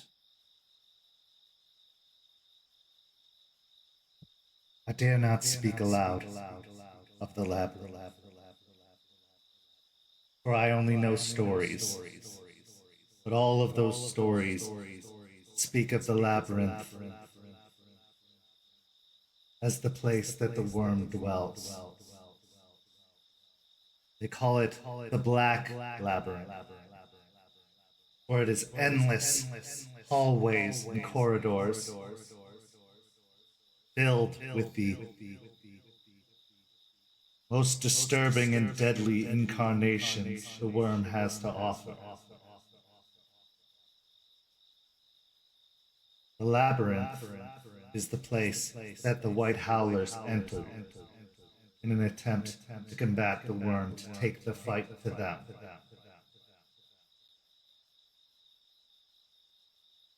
And it is where they were trapped, where they were driven mad, where they gave themselves to the worm.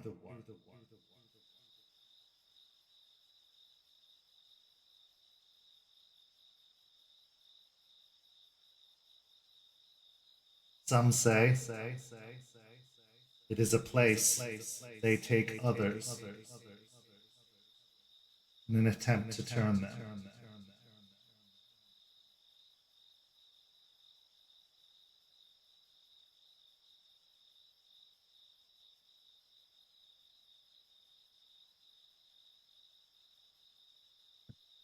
Okay. I knew it was probably connected to something. By the way, that's kind of creepy. She gives a small smile, but you can still tell in her eyes that she is kind of looking off into the middle distance.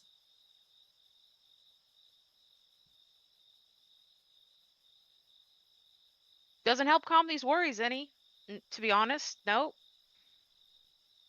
If he's dreaming about it and talking about it. Could be that Bad is attempting to lure him there.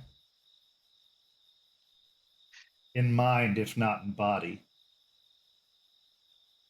Break him down. Corrupt him with visions of a place where one goes to get lost, where one is lost. A dark cavern might appeal to a bat.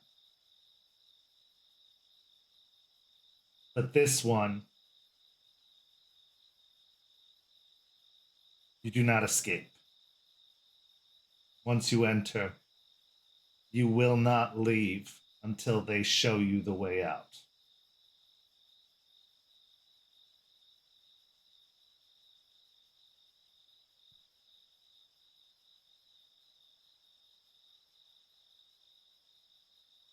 So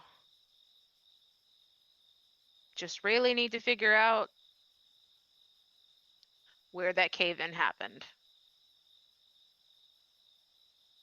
Sure, there are ways to look up perhaps the farmer's almanacs or the history of the region.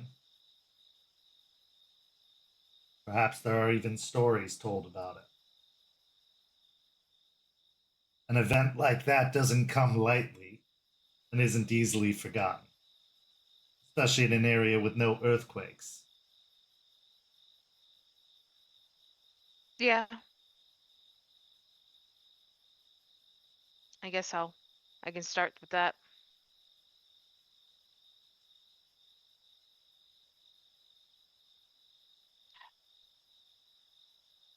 Be mindful of how you speak around Xander and what you say. Of course, show him all due courtesy and care for him, but until we can be certain that he is not just simply a receptor for something else, it'd be best to avoid giving away certain secrets. Just be mindful. I'll be careful. And if you need a way to communicate without being spoken aloud, perhaps I can teach you my little trick. That could be useful. And indeed. I still speak to some of my cousins across the continents with the use of this gift.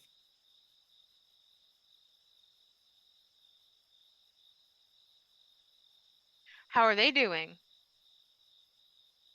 Well, those that respond are striving to find balance, distancing themselves further and further, while others are still going about the fight in their own way as well.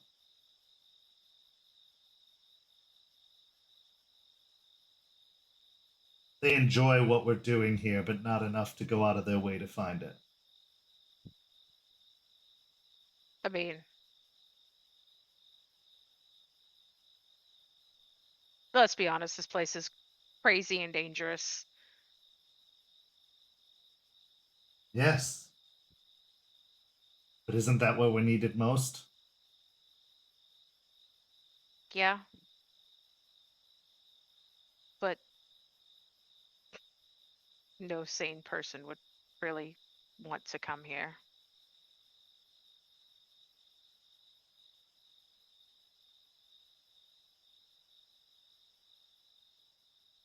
Perhaps not. But and which of us is truly sane after all we've seen and experienced?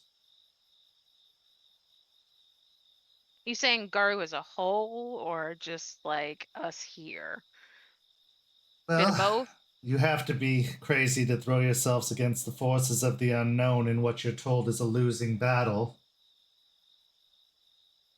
Yeah. I'm surprised more of us don't fall to Hirano immediately after we hear everything.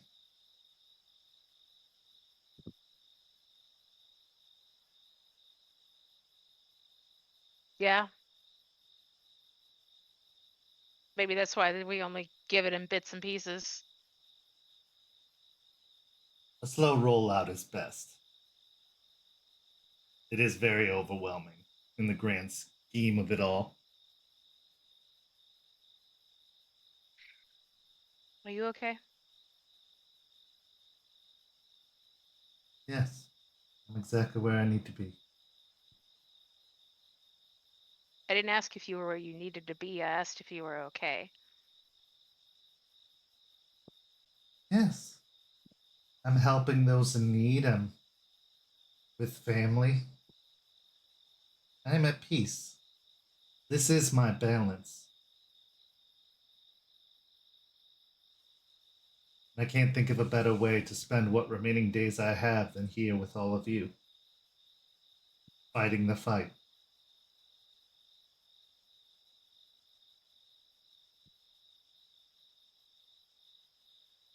I'm glad we're together too. You okay? Better than I've been, despite everything that is happening and not getting as much sleep as I would like to because of everything. But yeah.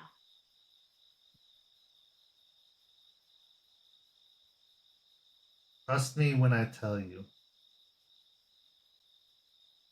if this were a fight we weren't meant to participate in, Gaia would take us away. If she didn't think this was a fight we could win, she wouldn't have opened this place to us. She is giving us the tools to succeed. And this fight, like many other fights before it, seems a lot worse than it actually is.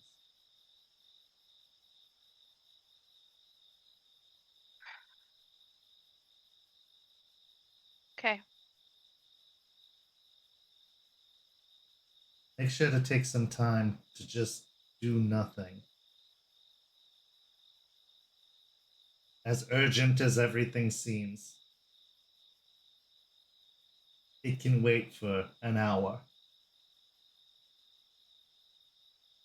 or 8 hours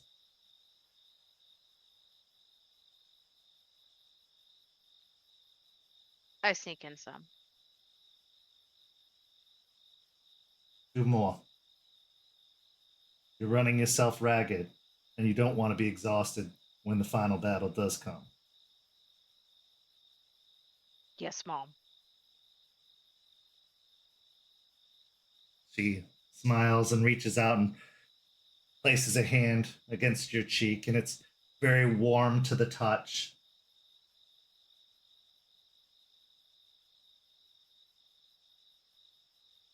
Enjoy this time. Moments like these are few and far between.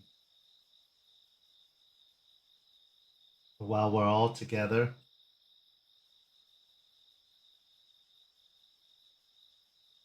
those times should be cherished.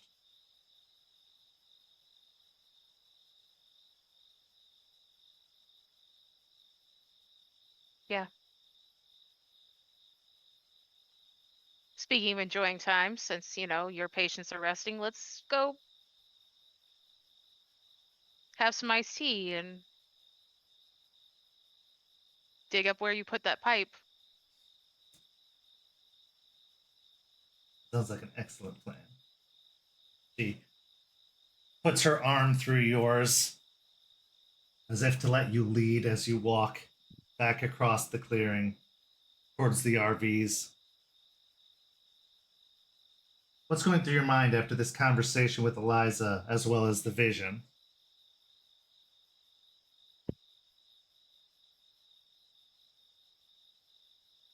I'm facing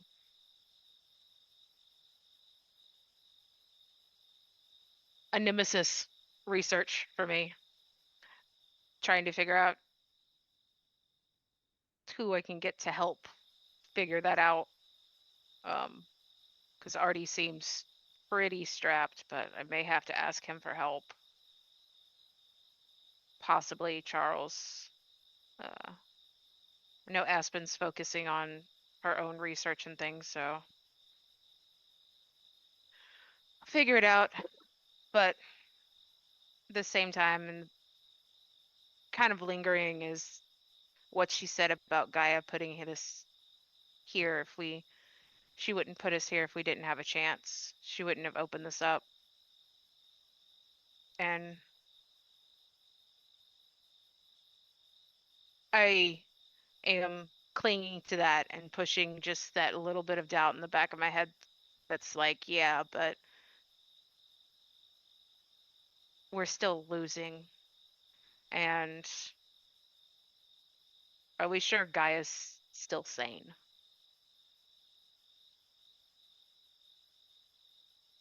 Doubt is a very tricky thing because it's like a crack in a wall, crack in a dam. A small trickle begins, but if you continue to let it remain, it will grow and it will widen. And over time, it will collapse the dam, letting the flood come in. With that, we go to break. We'll be back in just a few minutes with the second half of tonight's story.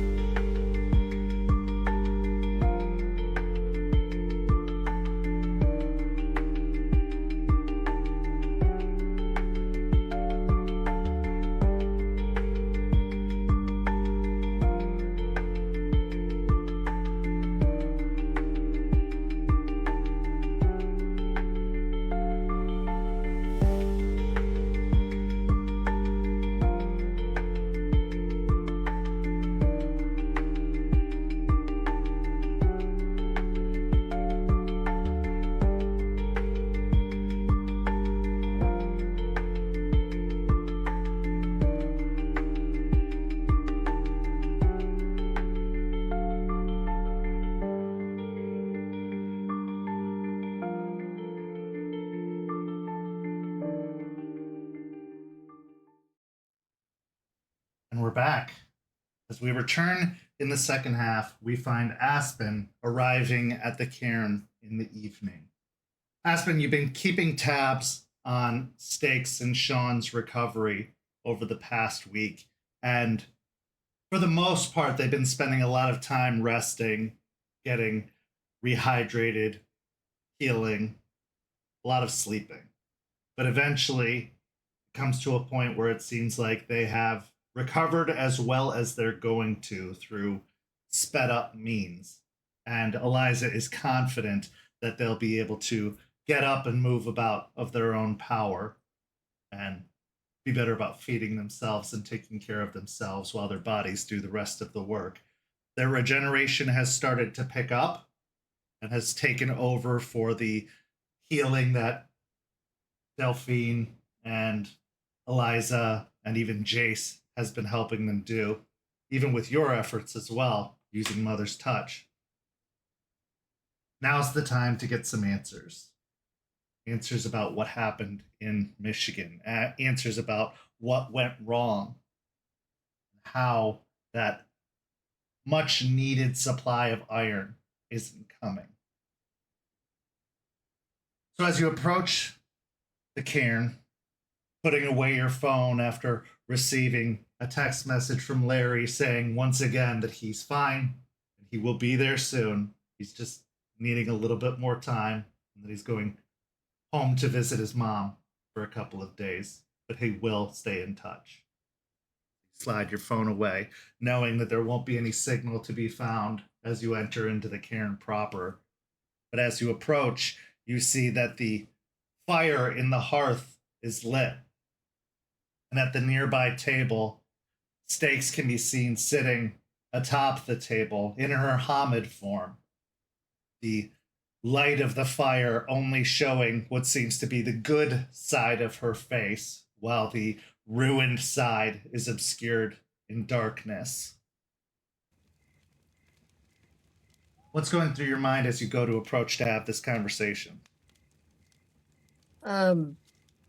How to, number one, be delicate in this process of getting this information, because Aspen desperately wants the information, and sometimes she could be tactless when there's things unknown to her.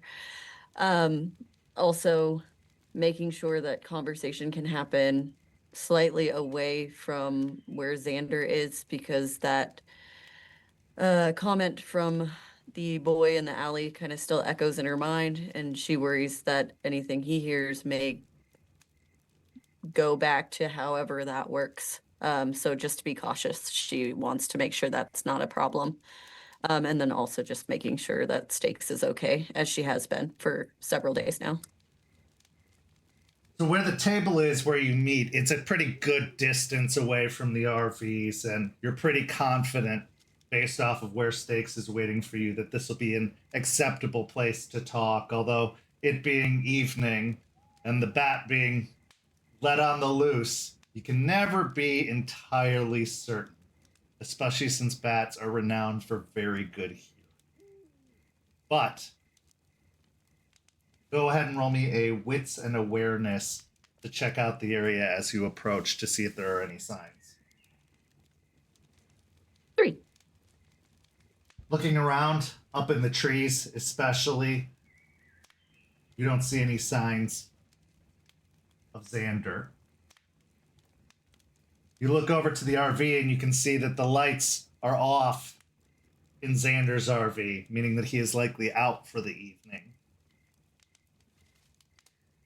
So as you approach, Stakes stares at the fire a little longer, but then eventually looks over in your direction with her one good eye. And at this point, turning her head, the scarring along the other side is exposed and lit up, showing the completely scarred over skin that was once her other eye.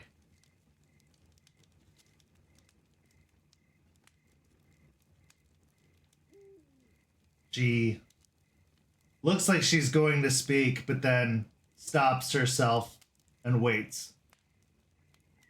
Aspen will walk up to the table and sit on it as well to kind of meet her where she's at, and look over. How are you feeling today?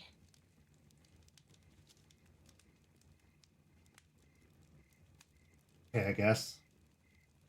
Better. Not as exhausting to go out into the woods, which is nice. That's good. And I'm sure the mental part of it isn't great, right?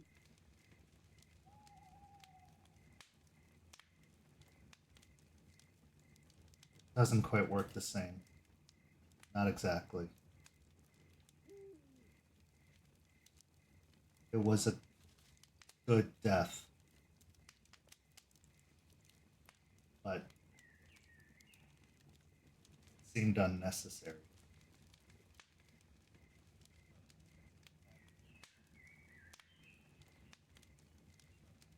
As much as they had times lost the path recently, they were good. I knew that in the end, they were good. Yeah, I can't imagine. I know losing a pack mate is hard, but losing a whole pack, that's really, I'm sorry.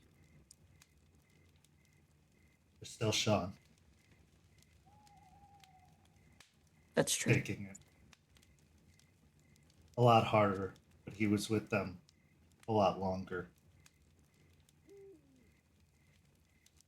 He doesn't show it, but I know he's hurting.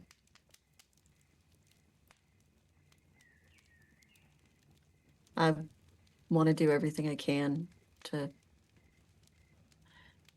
right this, to have justice in some way for everyone involved. And I need your help with that. She nods her head. Okay. What can you tell me? Any information that seems relevant, all of it, anything you can give me that could give some insight into what happened.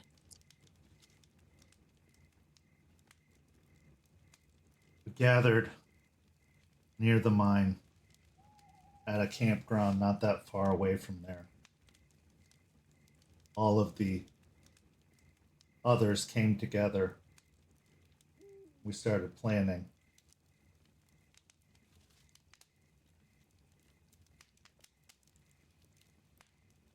Something felt off, but I couldn't tell what it was, and I learned later it's because one of them was amongst us.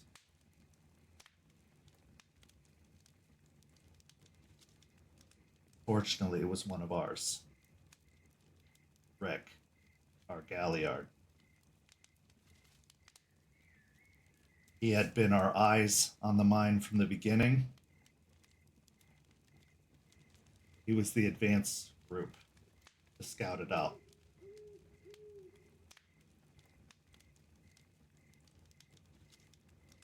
I didn't know at the time that it was him. He had a good way of covering up for it, but I also didn't spend a lot of time directly with him. I think that was on purpose.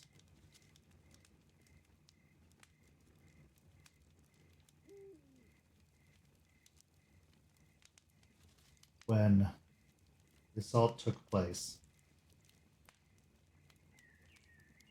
I was part of the advance group to go in first, try and get into the mines themselves to secure them.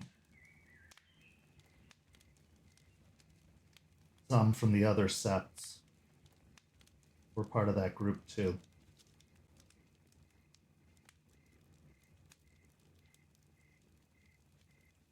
It was easy at first, seemingly too easy. We encountered very little resistance, but The security eventually showed up, and there was some fighting, some gunfire. Sean got hit and didn't get up as quickly as he should have. Getting shot by a gun still hurts, but it's not death, and I wondered if it was Silver based off of how he was responding. He was near the entrance to the mine, so I dragged him further in to try and get him out of the direct line to assess the situation, as he was one of the only ones capable of healing others. And then I saw more and more getting injured outside the cave. We couldn't heal. Nothing was working. Everything hurt. Everything remained.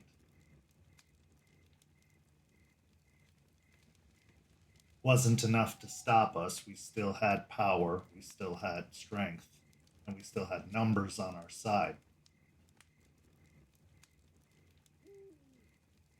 Red and Aaron were meant to cover the escape route and command from the entrance to the mines.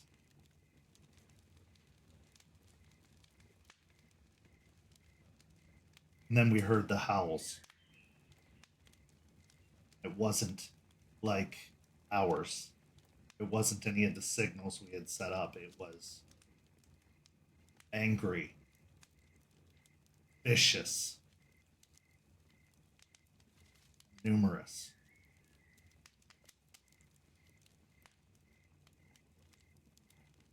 And then they showed up around the edges, surrounding us entirely.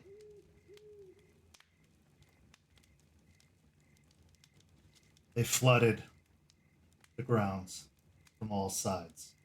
I don't know how many of them there were, but there were more than us. Where we had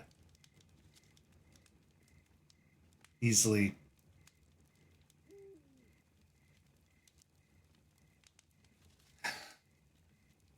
we had a few. We had 3 sets. They had many more than that. They swept in just as we thought we were finishing, but after many of us had already been hurt. I went back into the mines to see if I could find another route. Take Sean. And then some of the explosives went off. The mine caved in.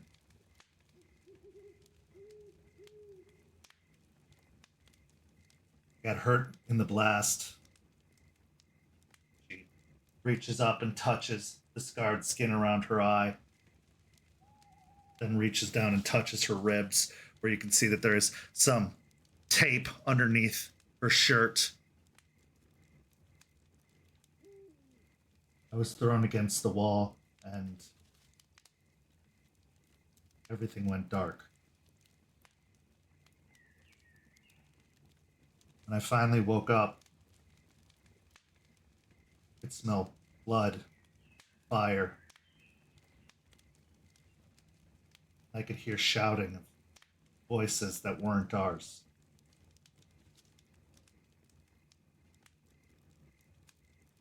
I dug through the rubble to find Sean, and I did. He was stuck. Some of the machinery had fallen on him. And his arm had gotten caught.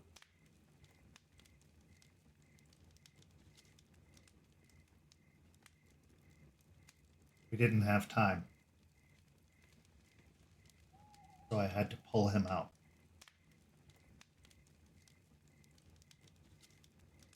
I released him by removing his arm. thinking that we'd be able to heal it back, but we still couldn't heal.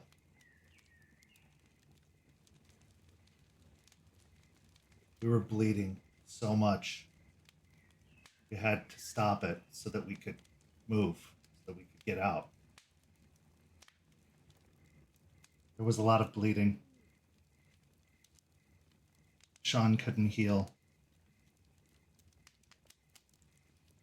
I don't know what would have happened. It wasn't like anything we'd encountered before. I knew fire would stop the bleeding. So we burned each other. Then we had to hide. They were entering into the mines, looking for survivors. Don't know how long it had been, and Sean was worse off than I. He was barely staying conscious.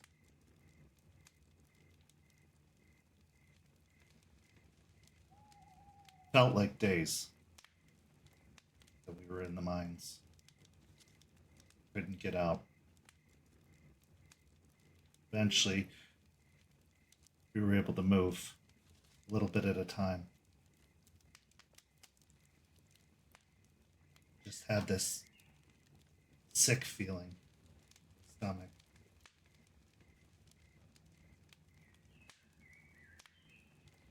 When we moved, got outside the mine,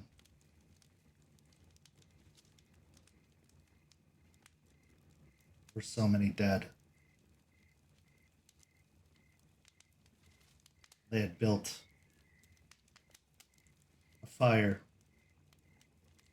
near one of the furnaces. They were throwing in the bodies.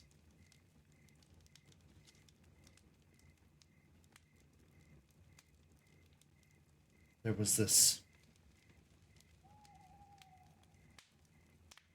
woman.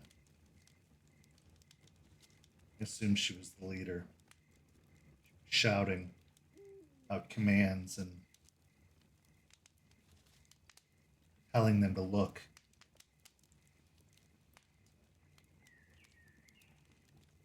Did my best to disguise our smell, to hide us. There were so many of them. It took so long to move, and Sean was not moving easily. I wasn't going to leave him behind.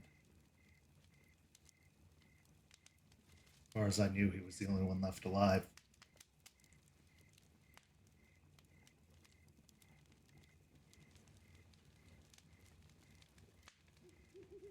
Finally got out.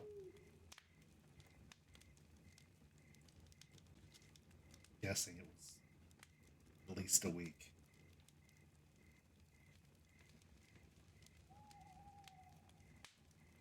We had to move south, get back to the cairn. Took just about another week, moving at night, very slowly. Camping during the day. Finding dens in the woods.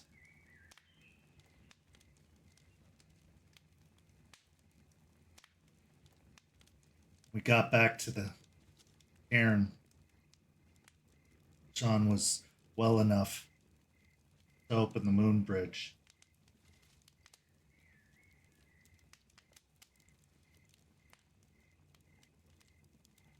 Rick was still alive and he was with them. That's how I found out he was a traitor. He wasn't a prisoner.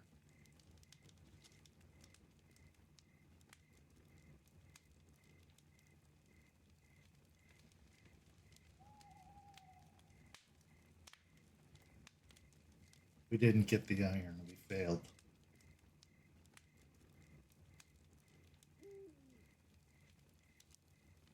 Understand. We don't have to worry about that right now. What did the woman look like? Very big. Larger than most human women.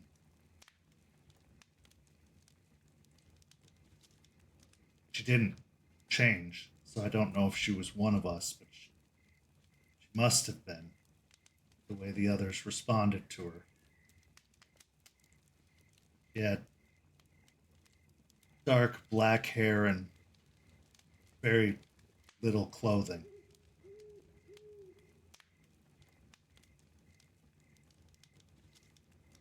She carried a long whip, while others had guns and some were in their war forms still. She just had a whip.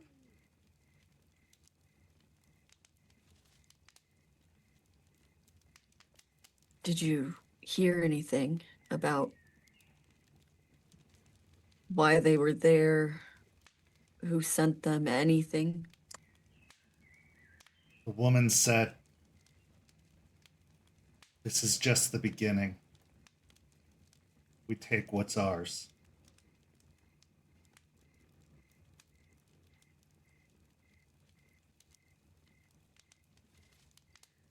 Don't know what it means.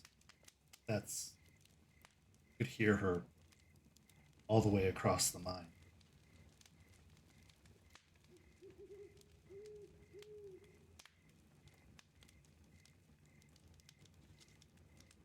It sounded like a war march.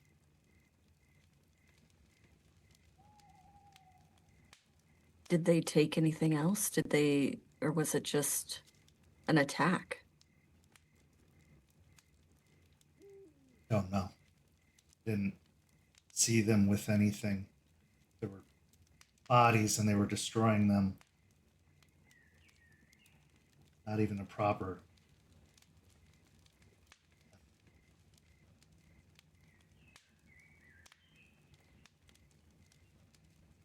Seemed like all they wanted was to kill, destroy.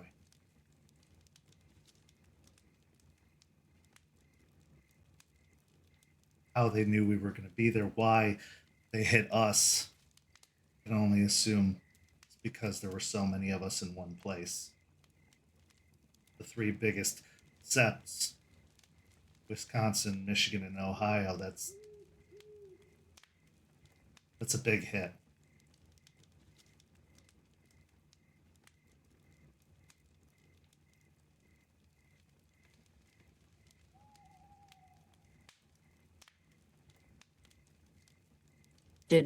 Did Rick say anything or do anything in the time leading up to that would have, I don't know, given anything?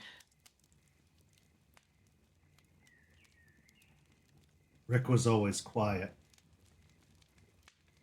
We expected it from him. He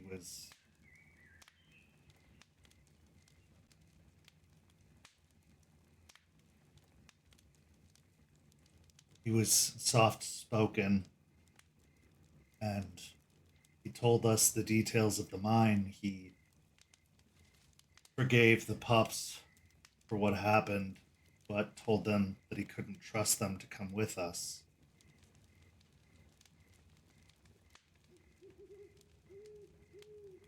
I thought at first he was just trying to look out for us, but I think maybe he thought they were suspicious or could catch on.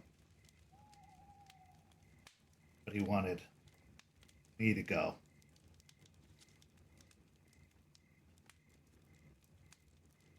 Still don't know why.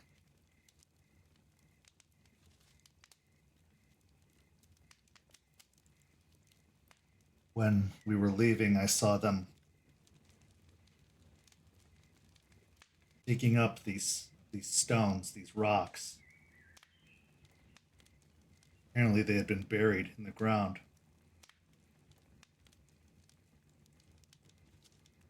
Don't know what they were for. I don't know why they were so important. What did they look like? Hard to see. We were moving at night, but they were, some of them, about the size of my hand. Just looked like rocks. I didn't get close enough to see.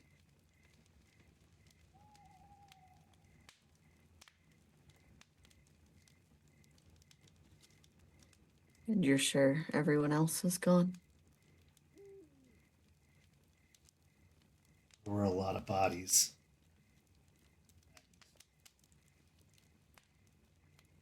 We got out, I didn't smell any others. Couldn't find any other trails.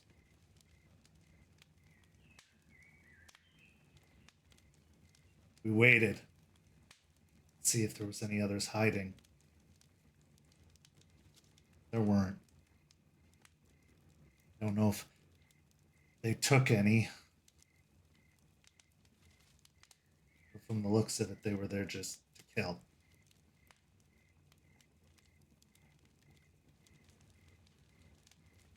If there were others, they would have headed back to their own cairns or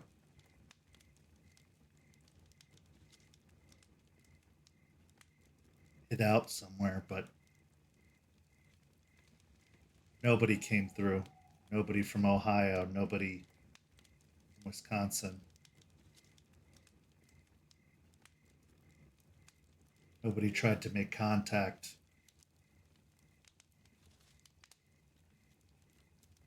Sean tried to reach out to them and there was nothing. Not by phone, but in his way. Couldn't find any of them.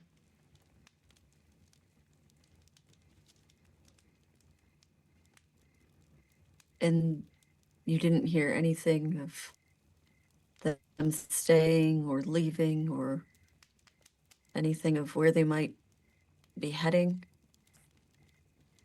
No. Just that this is the beginning.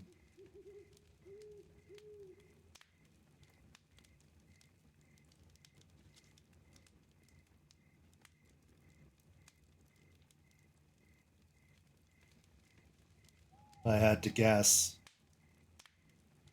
Sept of Jupiter is probably next. Unless they head east, but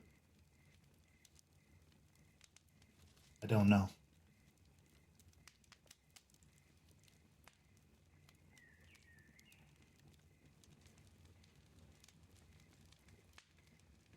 Okay. We need to make sure they didn't follow or anything to your sept or had any inkling of coming here or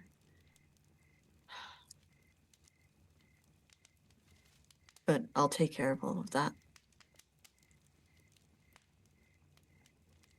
Still useful. Trust me. You'll always be useful. And I'm happy you're here.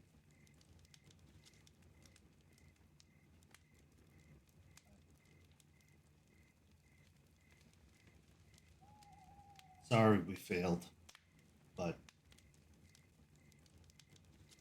I'm glad pups weren't there.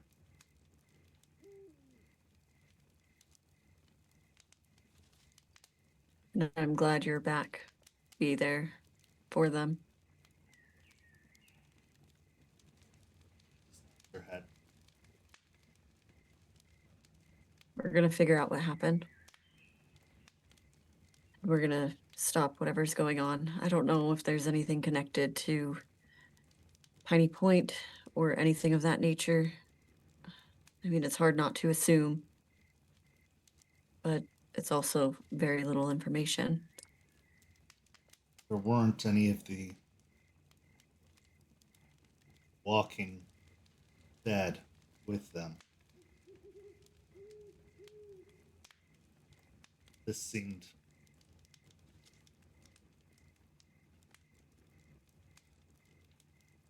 like an opportunity not an attempt to stop us. It was an attempt to end us.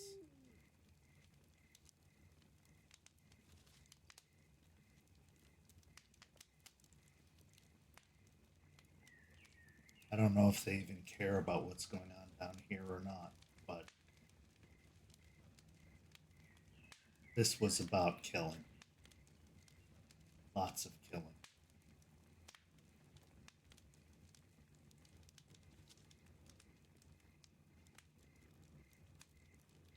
That doesn't seem like Piney Point's MO. I think they're happy to not be involved as long as they're doing what they want to do.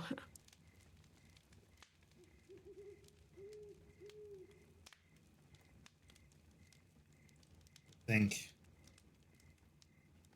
maybe they saw a chance, got some information, maybe from Tiny Point, definitely from Rick.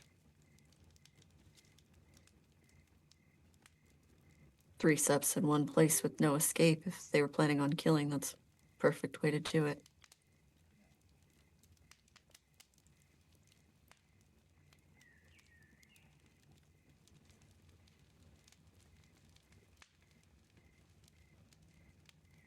We have other means of getting the iron. We'll figure it out.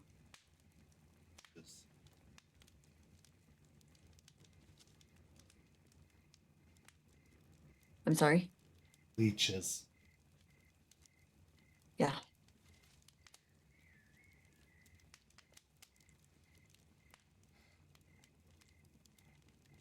It's not ideal by any means, but it's still something we have.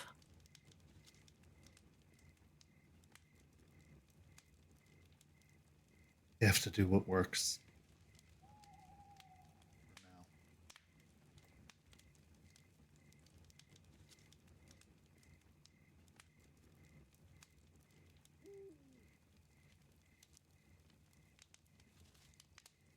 What would you like to do next, Stakes?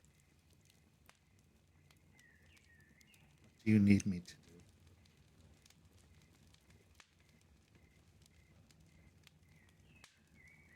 Well, first and foremost, the pups are going to need you. I'm sure this is going to throw them into an emotional turmoil in ways that I can't predict. You know them best. They won't go. I won't let them. They won't make it if it's that bad. I need to keep them safe. And I'll help in whatever way I can with that.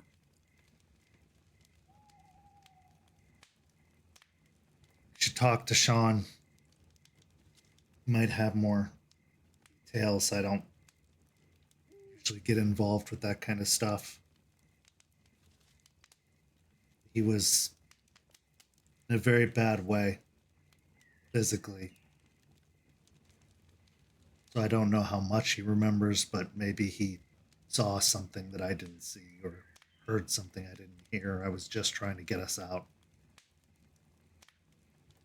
I'll talk to him.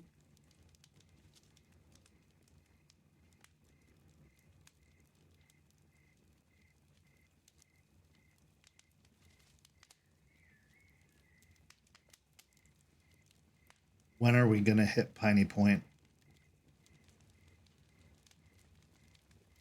I'm working on some things. I'm working on it from a legal standpoint and potentially getting people out there to disrupt what they're doing. But I've got to get the plants under control. And I think it's coming to a head, and the next is to deal with the plant wolf monster.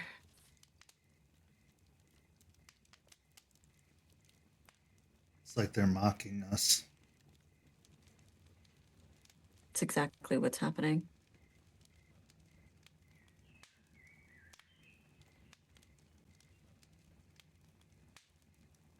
I can still fight. I can still Do you- help.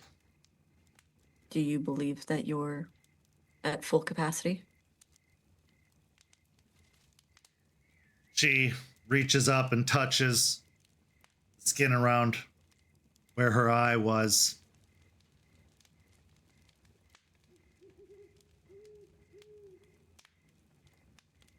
I'm as good as I ever was. I know you're not one for words, but I know you've never lied to me, so I believe you.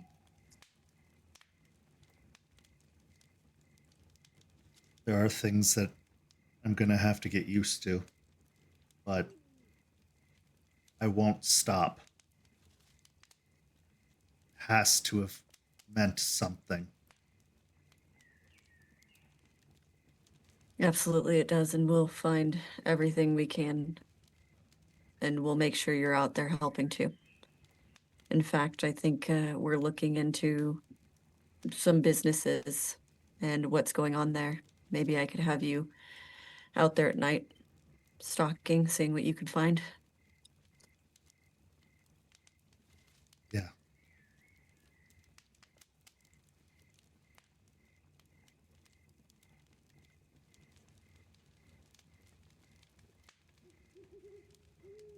Don't want revenge. We all got into this fight knowing how it ends.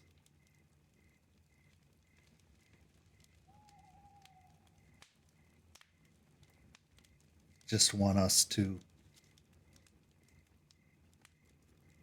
keep each other safe and win.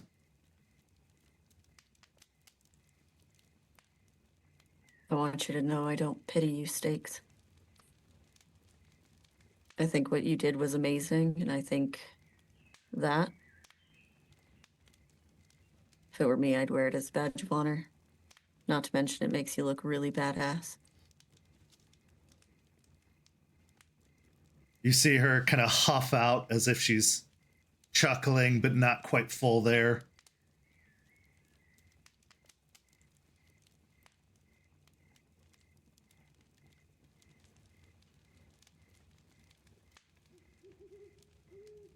We will win.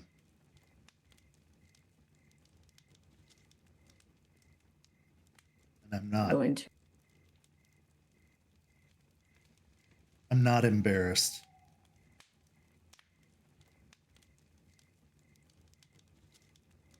This happened, and there was no way we were going to beat them.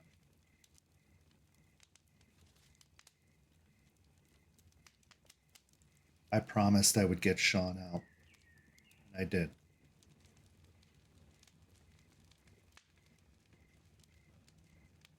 I think you did exactly what you needed to do. And more than a lot of people would have in that situation. And I can't imagine what you went through, but it won't go unnoticed. I think these are, well, I'm going to talk to Jester about it because she's the one with all the stories, but she'll make sure that everybody knows what you did that day. She just nods her head.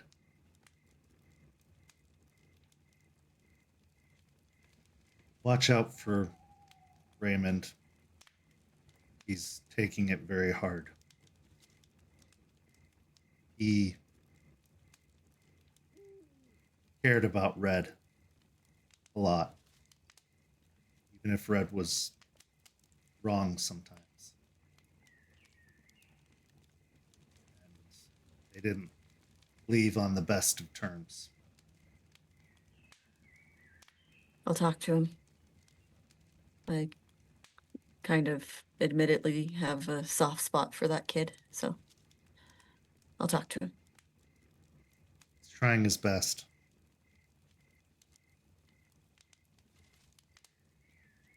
He's doing a good job, all things considered. But I think right now, what all of us need is a win. And so I think we all just put our heads to the grindstone and get it done, because there's been a lot of losing. Is that the right term? That probably doesn't make sense to you either anyways, so it doesn't matter. But we just push forward and we get it done and we start getting some wins.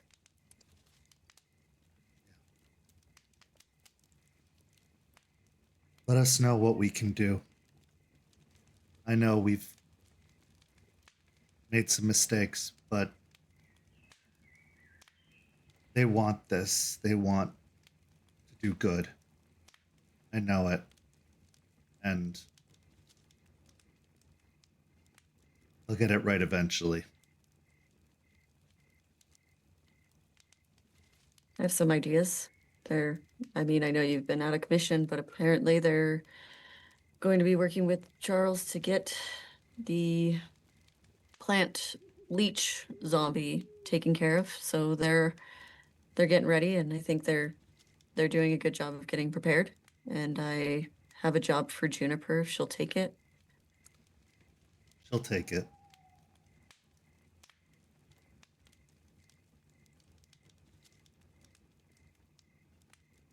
We'll get it done.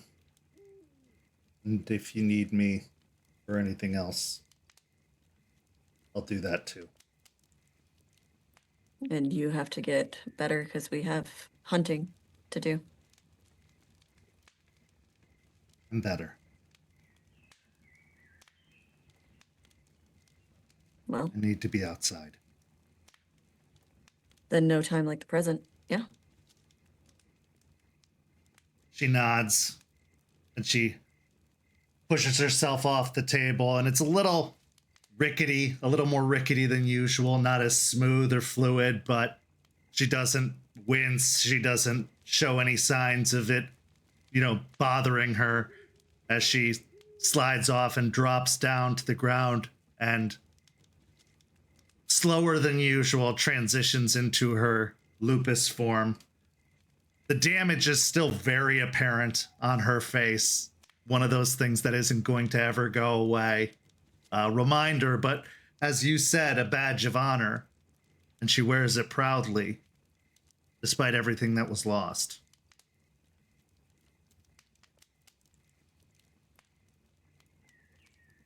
While the mission may have been a success to negotiate the trade of iron, there was still a great loss and a great failure in not being able to secure it. But where there's a will, there's a way. And where there's a way to win. As you drop down off the table and also transition into your lupus form, what's going through your mind after this conversation with Stakes?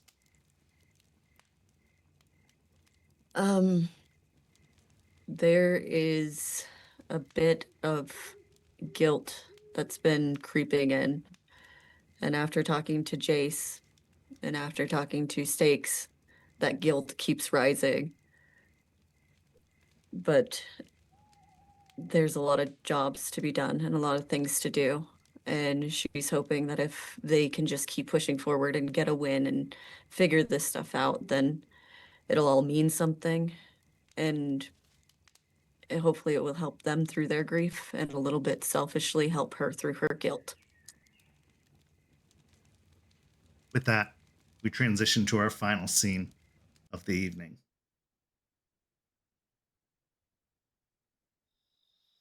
Jester and Jace, you have joined Charles to go investigate the scene of the changeling fight with the infected. You put in a call to Ravi to ask him to meet you at the scene so that he could perhaps give some extra details or shed a little bit more light on just how everything occurred. But as you make the drive out to the site, getting rudimentary directions, you find yourself moving a good distance east, past I-75, a good while outside of Tampa, maybe about 30, 45 minutes, near Thonatasassa. Eventually, you pull onto some back roads that head to some further out properties. And Jace, you know that you are getting very close to where the bunker was. A little bit out of the way, but close enough to make it uncomfortable for sure. And you can see why the changelings felt the need to do something about it. Eventually, you pull off the road, stop, climbing out of the vehicle, and out of some high grass comes Ravi, his messy blonde hair and his uncomfortably fitting clothes hanging off of his frame. He raises a hand in greeting. Sarah, just in time.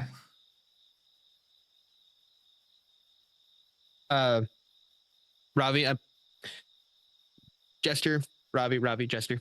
I've met Jester. She has come to check on us while you were ill. Yep. It's good to see Well, you then, again. never mind.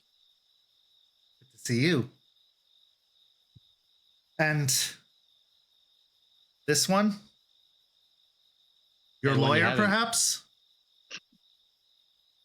In a way, his form of law is pretty abrupt and strict. His name's Charles. Oh, he is a judge.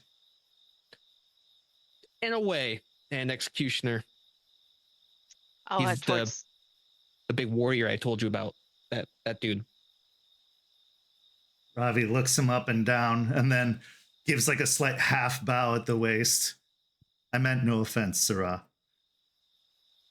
I'll head towards the trunk. Well, he definitely judges. Charles looks over at you and just rolls his eyes. Will you show us where the site is, Ravi? Yes. Gives a smile. Please follow me. He turns back to the high grasses and starts walking through, separating a path as he goes. Charles opens up the trunk and pulls out a machete and a sheath and puts it on his belt. He also grabs his gun and a couple of road flares before he nods and starts heading off towards the grasses. I'll grab my my clave, strap it, and grab a few flares, then stare down at like the little knapsack I have with me, and then look to Ravi. Take the sack just in case.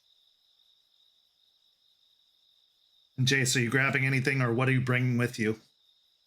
He'll run back to the vehicle and then scurry trying to find his gun because he dropped it, and look around and check, make sure it's loaded and make sure Charles doesn't see, and he stows it away and then acts like nothing happened and walks back out. Roll me a manipulation and deception.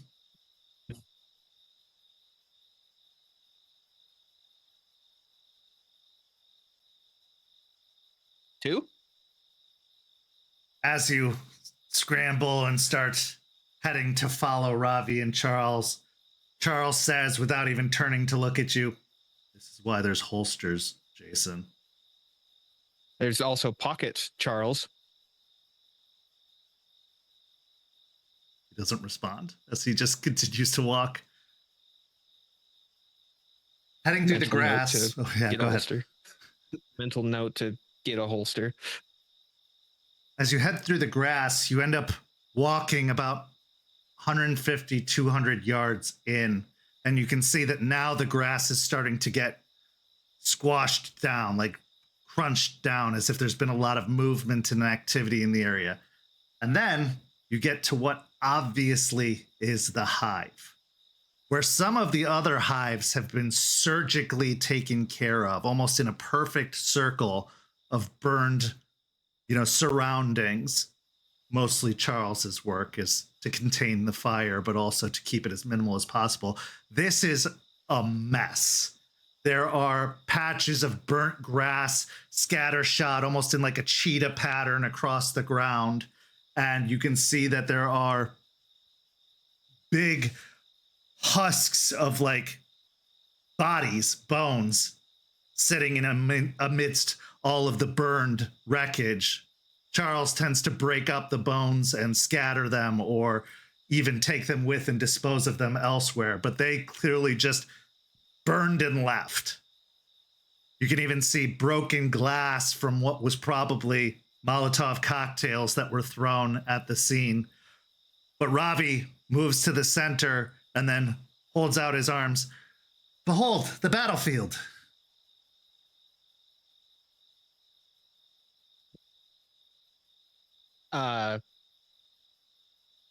It's different than the other ones I've seen. But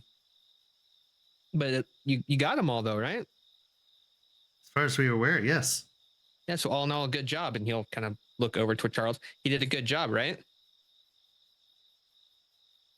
Charles just says, adequate. That means yes. Ravi just keeps the same bright smile on his face as he looks at you and avoids looking towards Charles. Yes, well, we were told that they needed to be burned entirely and that there was nothing to be left behind, so we made sure of it as best as we could. There was about 8 of them, by our counts.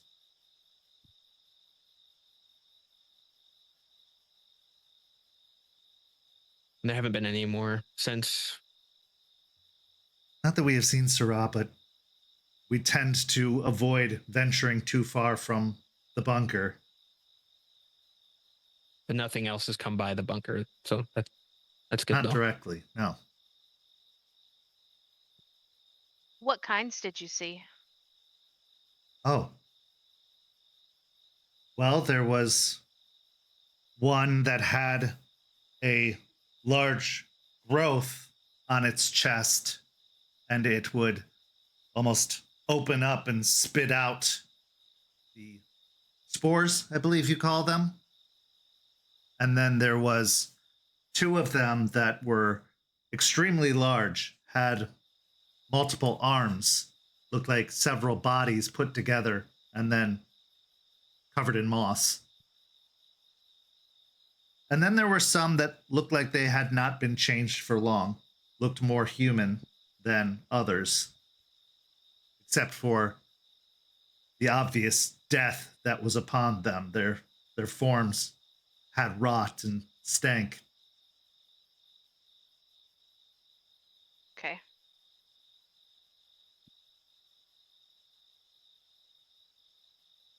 How long ago did this happen? Oh, about 10 days or so at this point. Cool. I'm gonna just walk around and look for any like signs that any of them managed to like start regrowing. Give me a wits and investigation. Okay. What's my rage at? I would say a 2, as you're coming out to the fields again, and you know this is where the action happens, even though there's supposedly going to be no action here.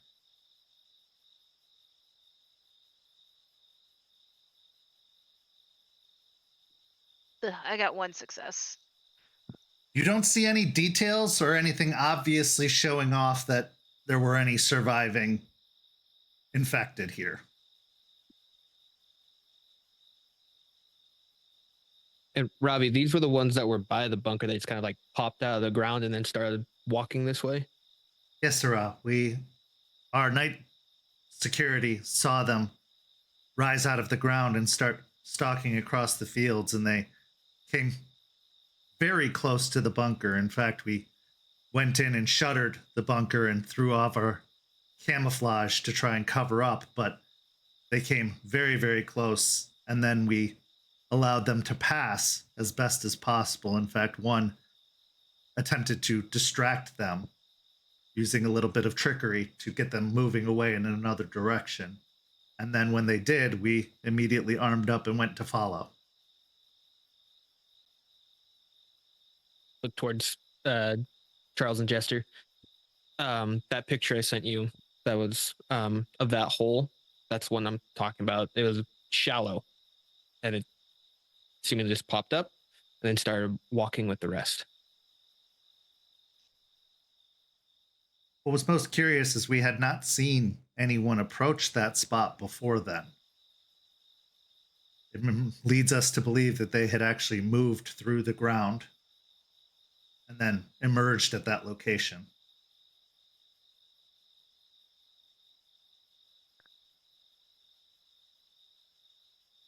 Glance to Charles.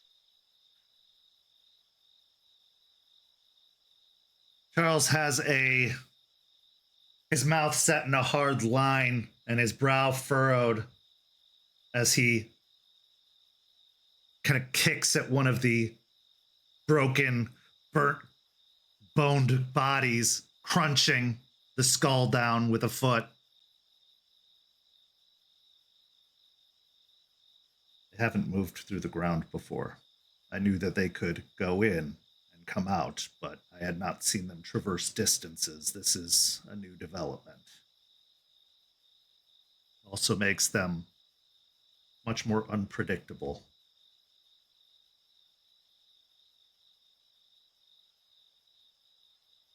Great. Charles reaches in and pulls a knife out of his belt and moves to one of the mounds and starts digging underneath it. And as he does, the ground just gives way easily, as if it doesn't take much effort to shovel it up. I believe that they are maintaining their physical shape as they move. So if the ground is disturbed or weak, they are likely taking some of the ground into their mass as they move.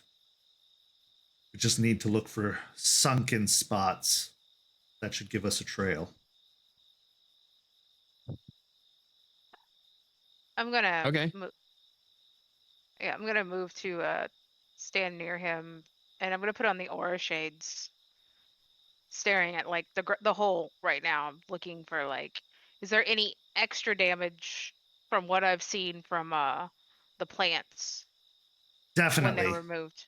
Yeah, it's not as deep here because it looks like they haven't been here for a very long time, whereas at some of the other hives, that seems to be where they take up residence during the day.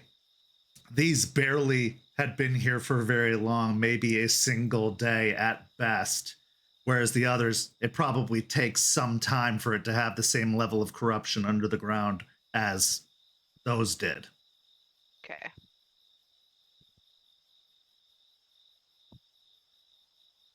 Gonna take a look around and see if there is more sunken areas in this spot or like leading away. See if anything got away. Give me a wits and investigation.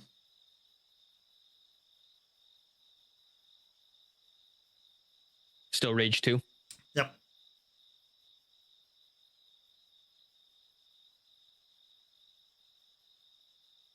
Three. As you're walking around the edge of the circle, or at least the edge of the flattened grass, you're examining the ground very carefully, especially where you place your feet. And eventually you hit a spot that isn't burned, where your foot sinks a little bit more into the ground. Look back. Jester, Charles, I think I found a sink spot, a sunken area. Charles approaches and again with the knife begins to dig at the ground, and as he digs it out, eventually he unearths what looks like a mole hole or a mole tunnel, but definitely not made by a mole. It doesn't look like it's carved out and fashioned. It looks like it's rough hewn underneath the surface of the earth, just enough not to disturb the top. But it seems like it is down and heading away. Charles, there's no burn anything in this spot either. Charles lets out a sigh and turns his head just so slightly towards Ravi, but not completely to look at him. It's possible they missed a piece. With nothing else for it to attach to, it would move on and find the next suitable host. 10 days is a long time. It's a very long time. Could be that it joined up with another hive, but to be safe, we should follow it. Like now, like tonight? Do you have plans? No, this is my plan. He'll tiptoe, like keep pressing on the ground and pushing forward. As you walk along, stopping every so often to make sure that the ground gives way and that you're sticking with the trail, give me a wits and survival. I will give you an additional 2 dice from the help of Charles and Jester.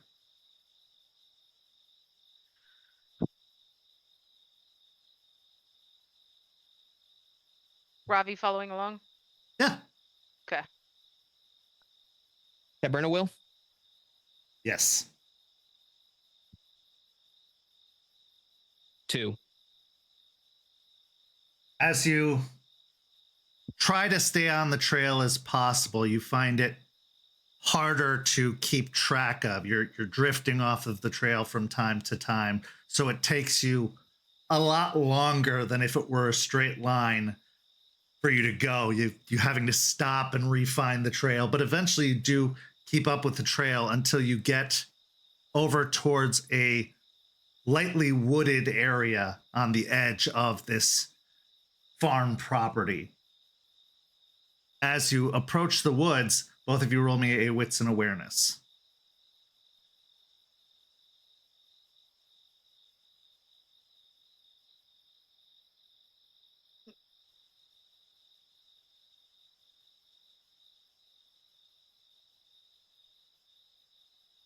One success for Jace.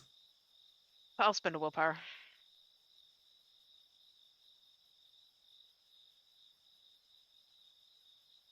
Two successes.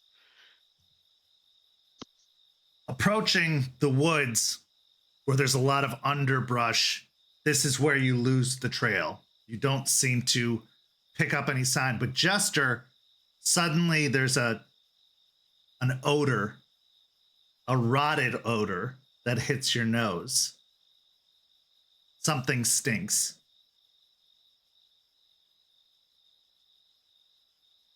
It's faint here, but you can tell further in seems to be the source of the stink.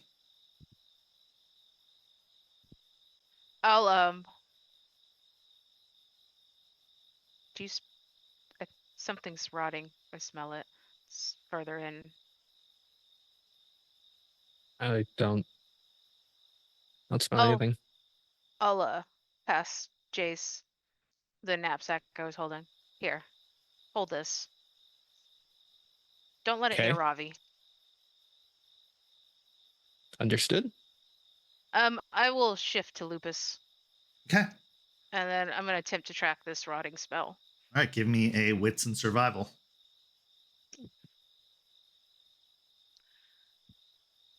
Do I get any extra dice or just Yeah, I'll give you 2 extra dice for being in your lupus form. well, aside from that, like from any assistance? Yeah, you know what? I'll give you an extra die from Charles's assistance. Okay.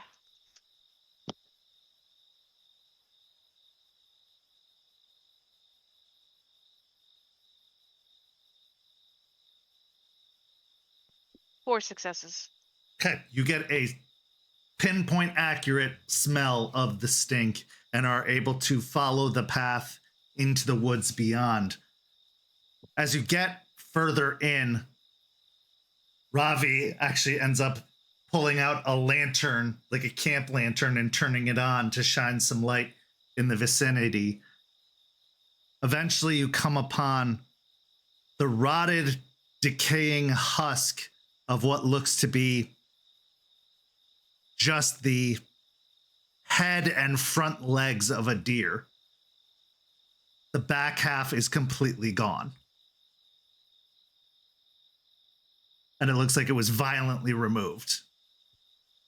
The deer has rotted for quite some time. You can see that the bugs have eaten away at it, as well as some carrion, but there is still some flesh and skin and fur attached to it.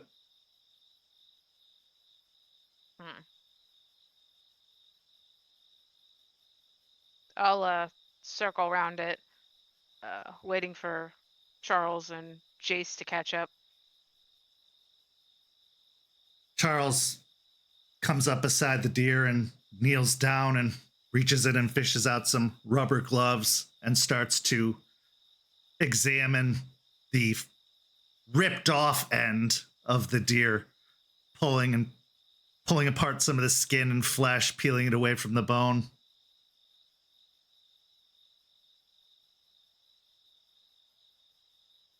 Well, I see it found its host, but it only needed the mass, not the entirety. Due to the violent nature of how it was removed, the front half didn't survive. It doesn't look like the infection is spreading in it.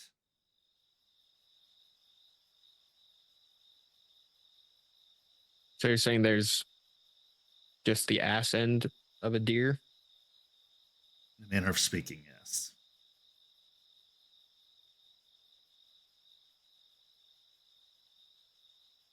Okay. What's peculiar about this is we haven't seen them attack animals regularly. They tend to stick to more intelligent beings. This was an act of desperation to find something, which tells me that there aren't many infected immediately nearby.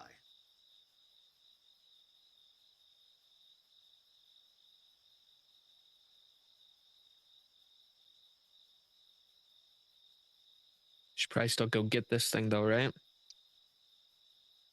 Well, it's got quite a head start. But we can attempt to. I say we should still follow the trail, and if we find ourselves headed towards another hive, especially an active one, that would be good to know. But this one does seem to be on its own.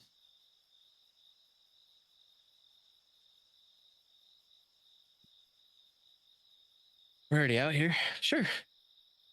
He reaches into his bandolier and pulls out one of the road flares, igniting it before holding it to the deer and burning what's left of the carcass as best as possible.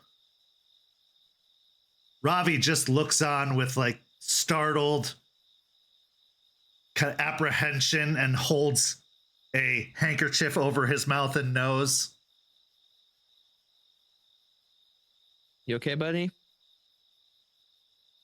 I have seen a great deal of things. I have never seen a man in a suit burn half a deer that was already rotted.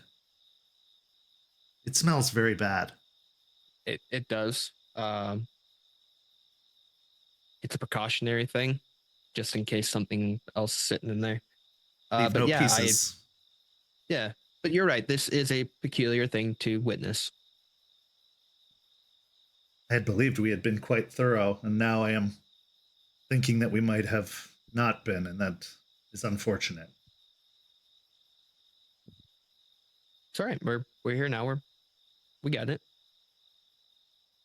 He gives a small smile that doesn't quite reach his eyes as he nods. After Charles has finished burning the husk of the deer, he puts away the leftovers of the road flare to be thrown out later and stands up. You still have the scent, Jester. I still have the scent. Yeah. Yeah. I'll give a quick bark. As you continue to follow the scent, you see that it remains above ground for a while. That rotted, kind of decaying, although it's not as rotted, it smells like faint blood, like old blood. You follow behind and you see that some of the ground has spots of blood, even rubbing up against a tree at one point.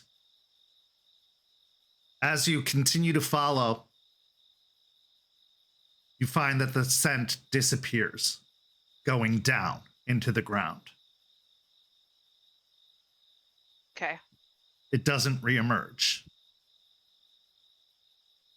I will stop at the point that it disappears and start pawing at the ground looking for a hollow part in the dirt. As you do, it sinks in pretty dramatically at that point, and you find yourself starting to dig down and down into the earth. At this point, everyone roll me a wits and awareness.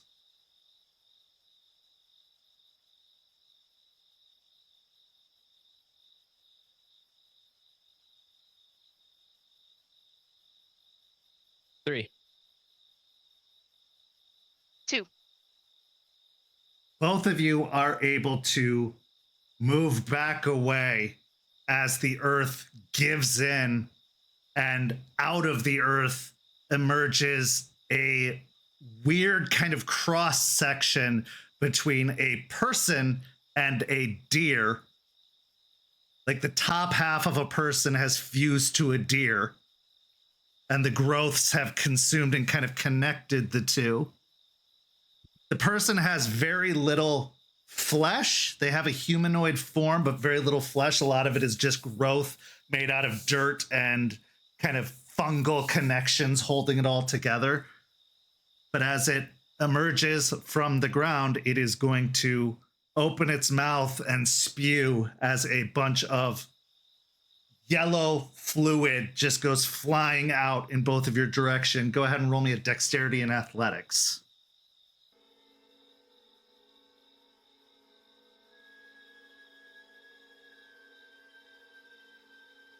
2. Okay.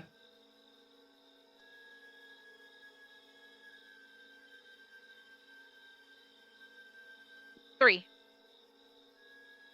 Jester, you are able to clear the liquid easily enough, despite being the closest one in your lupus form. You were able to dodge out of the way and spring off with all 4 legs, launching yourself away. Jace, you do manage to avoid skin contact with the fluid, but it does hit some of your clothing and cling to it. Take off the jacket. At this point, Charles pulls out another road flare and tosses it to you before igniting one of his own. Catch it and then fumble and grab his pistol out. Go ahead and declare your intentions. Where's Ravi right now? Ravi he's stayed behind at the back of all of you and is holding up the lantern, but in a shaky hand as he illuminates it. What is that? I don't know. Stay where you're at. Gonna kind of maneuver, stay in line, but in front of Ravi, and then attempt to take a shot at the weird deer creature. Okay. And Jester, what are you gonna do?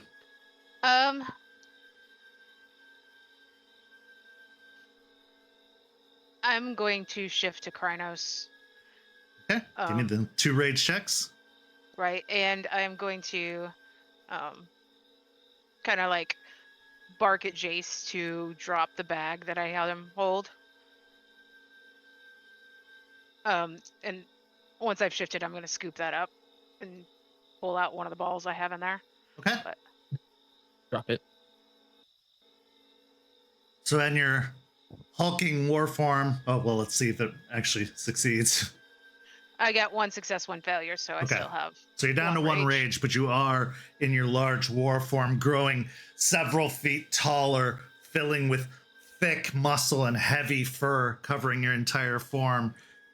You move over to scoop up the bag and messily reaching inside with your large wolf hand, large war form hand, trying to grab one of the balls. You have enough to attack if you'd like to. Yes, I'd like to smash this into the creature. Okay, so give me a strength and brawl. give me a dexterity in firearms or a resolve in firearms if you're trying, or a composure in firearms if you're gonna aim. I did a dex and firearms and got 3. Okay.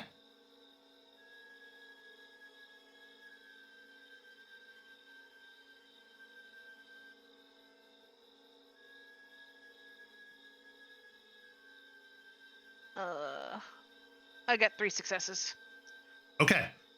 So as you grab one of the balls into your hand, you move up to smash it into the creature. Jace lets off a shot, which wings it, hitting one of its arms and sends off a big chunk of this dirt and fungal form, breaking off almost in a perfect circular shape off of its arm. It buckles and tries to move, but as it tries to move, the ball smashes against it, sending a powder breaking off across its form in a very centralized area. Where it hits, it starts to sizzle, but minorly, as if a scattering of sparks are coming off of its form, burning away, and you can see some smoke starting to rise from it, but in a very localized area, even though there's more powder kind of all over that side of its body. It is going to go ahead and take a swipe at Jester. Jester, roll me a dexterity and athletics.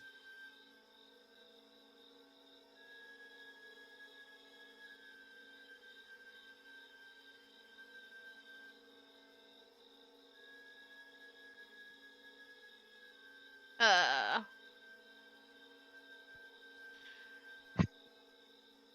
3 successes again. 3 successes again. Okay, as it goes to swipe at you, you do manage to block and parry the hand off by just swiping it away with your own large, massive arm. Declare your next intentions. Seeing this powder on there, and take a couple steps back, and then I'll do a shift to Glabro. Would that because it'd be a physical test, would that add 2 dice to the pool? It would add 2 dice to your physical. Yeah, your physical pool. Okay. I'll shift to Glabro and back up. Okay. So I'll go ahead and make the rage check. I failed. Okay, so you go down to 1 rage, but you do still manage to make the transition. Your clothes growing more tight as you gain more muscle and grow wider and a little bit taller. You can still take an action, but it would be at a -2 dice penalty because of the transition if you wanted to. Yeah, why not? Yeah, I'll take another shot at it while transitioning. So it would still be your normal pool as if you hadn't changed, but you are changing in the process.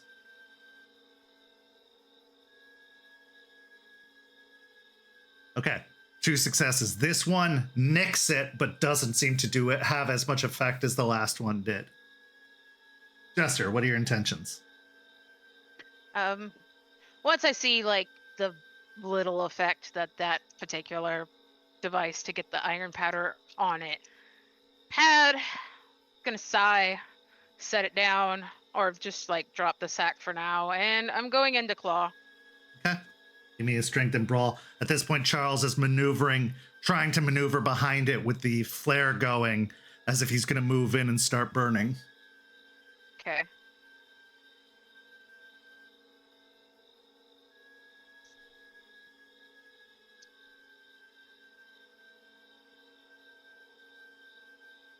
Good lord. So many blanks. That's not great. They're not all blank. It's just like, So many. So many enough that I'm going to spend a willpower. Oh, there we go. That's much better. 8 successes with a crit. Okay. Moving in, having discarded your bag to the side, you go to rake a claw across it, and you find that you cleave one of its arms completely off with an easy swipe. It seems like it wasn't as firmly attached as the others have with bone. As your claws cut through, you find that there is no bone, no resistance. This was just growth off of the main form. The arm collapses to the ground and kind of shatters in pieces. The dirt just spreading out in all directions, but some of the fungal matter is still coursing there, trying to move its way back towards the frame. Next round. The lantern Ravi has, is it battery or is it Battery. oil-based? Okay.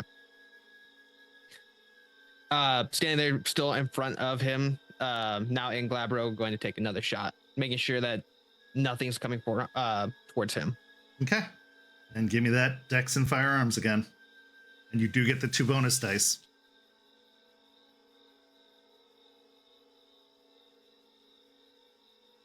I'm gonna burn a will. And Jester, what are you doing? I'm going to attack again. Okay. What'd you get? 4 successes. Nice.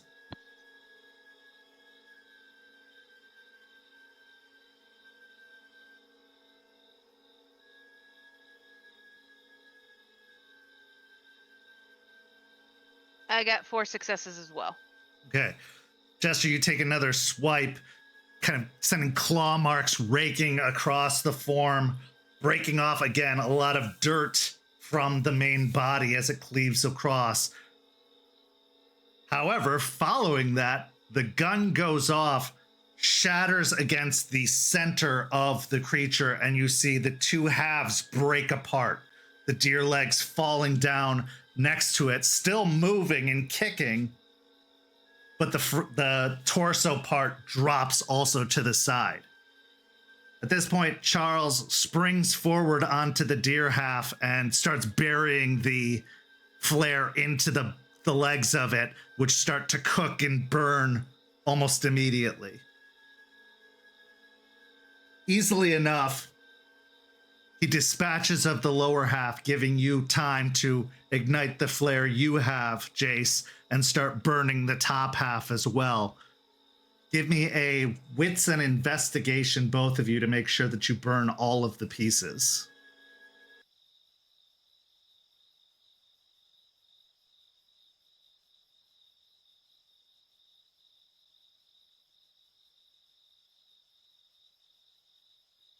It's 4 with a crit. Okay. I got 1 success. So the part that was the arm with the bit of fungal matter that is still squirming, Jace, you make sure to clock and keep eyes on to make sure you move over and burn it before it has any opportunity to go into the ground. As you are finishing off burning the pieces, the smell of burnt detritus and dirt turning into just hunks of char, as well as the burnt fungal odor, fills the air. From what you can tell, it only had that 1 spore shot in it. That's all it had left. So even as it's burning, it doesn't erupt or explode. It just breaks down into pieces until you have destroyed all of the remaining bits of the fungal creature. This one, in comparison, was significantly weaker than previous ones you've fought, but you were guessing it's because it hadn't really formed enough matter yet. Yeah, while we're searching and burning, I will have shifted back to Hamid to help search better and making sure like my fingers are cleaned off of the zombie bits. Yeah, you got some dirt underneath your fingernails, but it doesn't look like you caught any of the fungal matter on them. After Charles, burning, go ahead. After burning those sections, gonna go over to his jacket and try and get that bile off of there the best he can. How are you going to clean it off? Like with a wet wipe or? Turn it over into like the grass or dirt and try and like just smear it into it, just kind of smother it. Okay, as you spread it across the grass, there is like a yellow residue that streaks across the side. You're probably going to need to use some actual like cleaning agents to get it off, as there is still a big yellow smear spot on the back, but it looks like the globs that were still clinging on have been broken off or swiped off.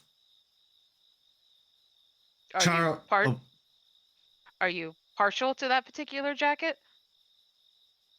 Jacket and I have been through a lot. Like, this fight, the one with the big wolf, and then the one that we are all at. I'm gonna consider it a lucky jacket. I also had it that day that I jumped in front of those spores with you, and I'm not dead. And you got sick? So, okay, I didn't die though. It was never gonna kill you. It was supposed to make you sick. The plant wasn't gonna raise up and murder you. If anything, I'm still here, and I might not be like superstitious. I might be a little stitious, but I'm keeping the jacket. Okay. Charles remains hunched over some of the dirt and fungal form of it, and he is holding a hand to his chin, contemplating the scene before he stands up and looks at both of you. This is the first time they've also taken non-organic matter into their shape.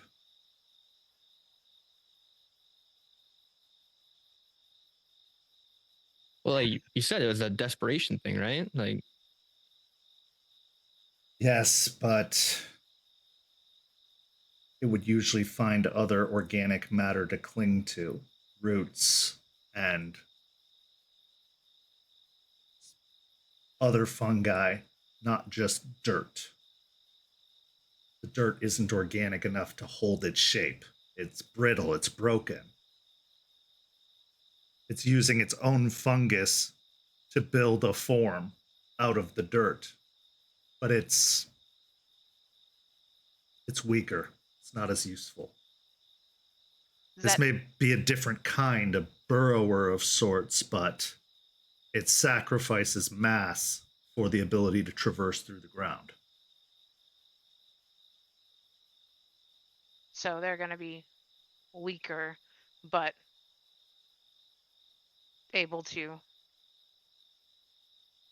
Ooh. Ambush. Ew. a good scout too. We'll be able to detect it, be able to see what's going on, and then immediately back into the ground. Either of you ever see the movie Tremors? Yeah. Oh. Ew. Yeah. That's not good. There wasn't a book made of it, then no. Oh my God. It's on the list. It's Kevin Bacon, man. And I'm gonna pick up the knapsack again and pull out another one of the balls and just walk over where Jace has smeared the yellow stuff on and just take a little bit of the iron and just sprinkle it where he smeared the yellow. as the kind of shaved off iron pieces are dropped upon it, you can see it start to sizzle and burn away the yellow fluid as it touches, but it is again slow and spotty at best.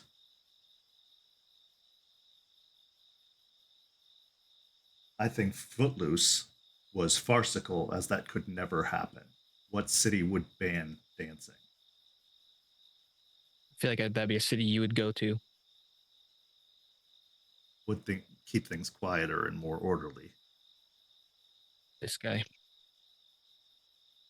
He wouldn't go. I'm still staring at the ground, only half paying attention. He'll look down. Isn't the iron supposed to, take care of this overall? Isn't that like our our golden ticket to this thing? It's not right yet. I need something that causes it to puff out and explode. Not explode, but puff out in a larger cloud. I believe it'll eventually burn away, all of it, but it's slow, which is part of the problem. We need something quick acting and can cover a wide space. this seems to burn the areas it makes contact with, and only those areas. We need a more suitable covering. Or something that allows it to spread. Look over to Ravi. We'll have to keep you guys informed on when we figure this out, so you're not in the area. Please do. We were disturbed by what we saw the first time, but this is equally, if not more so, disturbing. I have seen satyrs and centaurs before, but not like this. The perimeter of your bunker, with what these guys are doing, if Charles's theory is correct, keep a close eye. What we were doing with the ground, testing it. Have some of your people do that, and if there's an issue, give us a call. I believe we can also set up stakes in a perimeter around, driven into the ground to obscure their ability to approach, and if they do, they will knock over the stakes, although animals could do that as well, I suppose. But it's something. Mole traps, perhaps.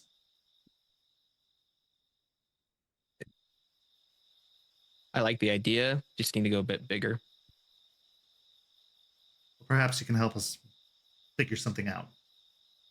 Once I do, I'll send a truck, and we'll get people to get that all figured out for you. Excellent. Are you okay? Other than a little disgusted, yes, I'm fine. Okay. So make sure none of the iron ended up towards you or anything like that. Oh, no. I managed to stay out of the plumes of smoke that came from it. Good. Stand up. Slip the strap of the knapsack over my shoulder and then look to Ravi. Aside from all this, and now that I think the danger is past, look to Charles. Yep, we're good. Charles nods. I'd love to hear the story of your battle. Over some drinks. Sure. We mostly have bottled water and, well, more bottled water. Do you guys drink alcohol, or? Oh, certainly. We'll stop and get some alcohol. Very well. As all of you collect your belongings, Charles actually gets a chunk of the burnt dirt and fungal matter and puts it into a baggie, zipping it off and taking it with him. You return to the vehicle and get in and begin to drive off. Ravi actually hops in the car with you, asking if you would drop him off at the bunker. But as you drive away, this is where our story comes to a close, but not without one last scene. We are still in the farmland where you all were gathered. We see the taillights of your vehicle pulling away down the road. And then a form enters into the roadway. A wolf, at wolf size, known to be one of 7 that makes up the massive vine monstrosity, with glowing green eyes, watches the car pull away. It then pulls back into the woods, and as the car is a certain distance away, it gives off a howl.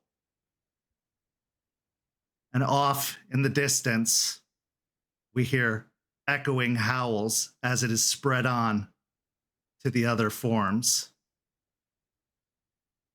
And they all start to move together.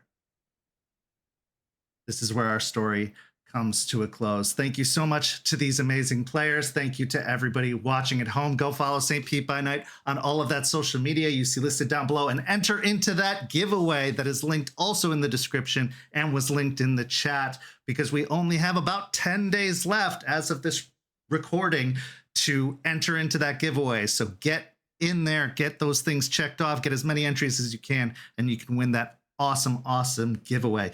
We have Hellhounds again this Friday, and we'll be back with another episode of Rage Across Tampa next Tuesday, and we'll see you all then. Have a lovely evening, everyone.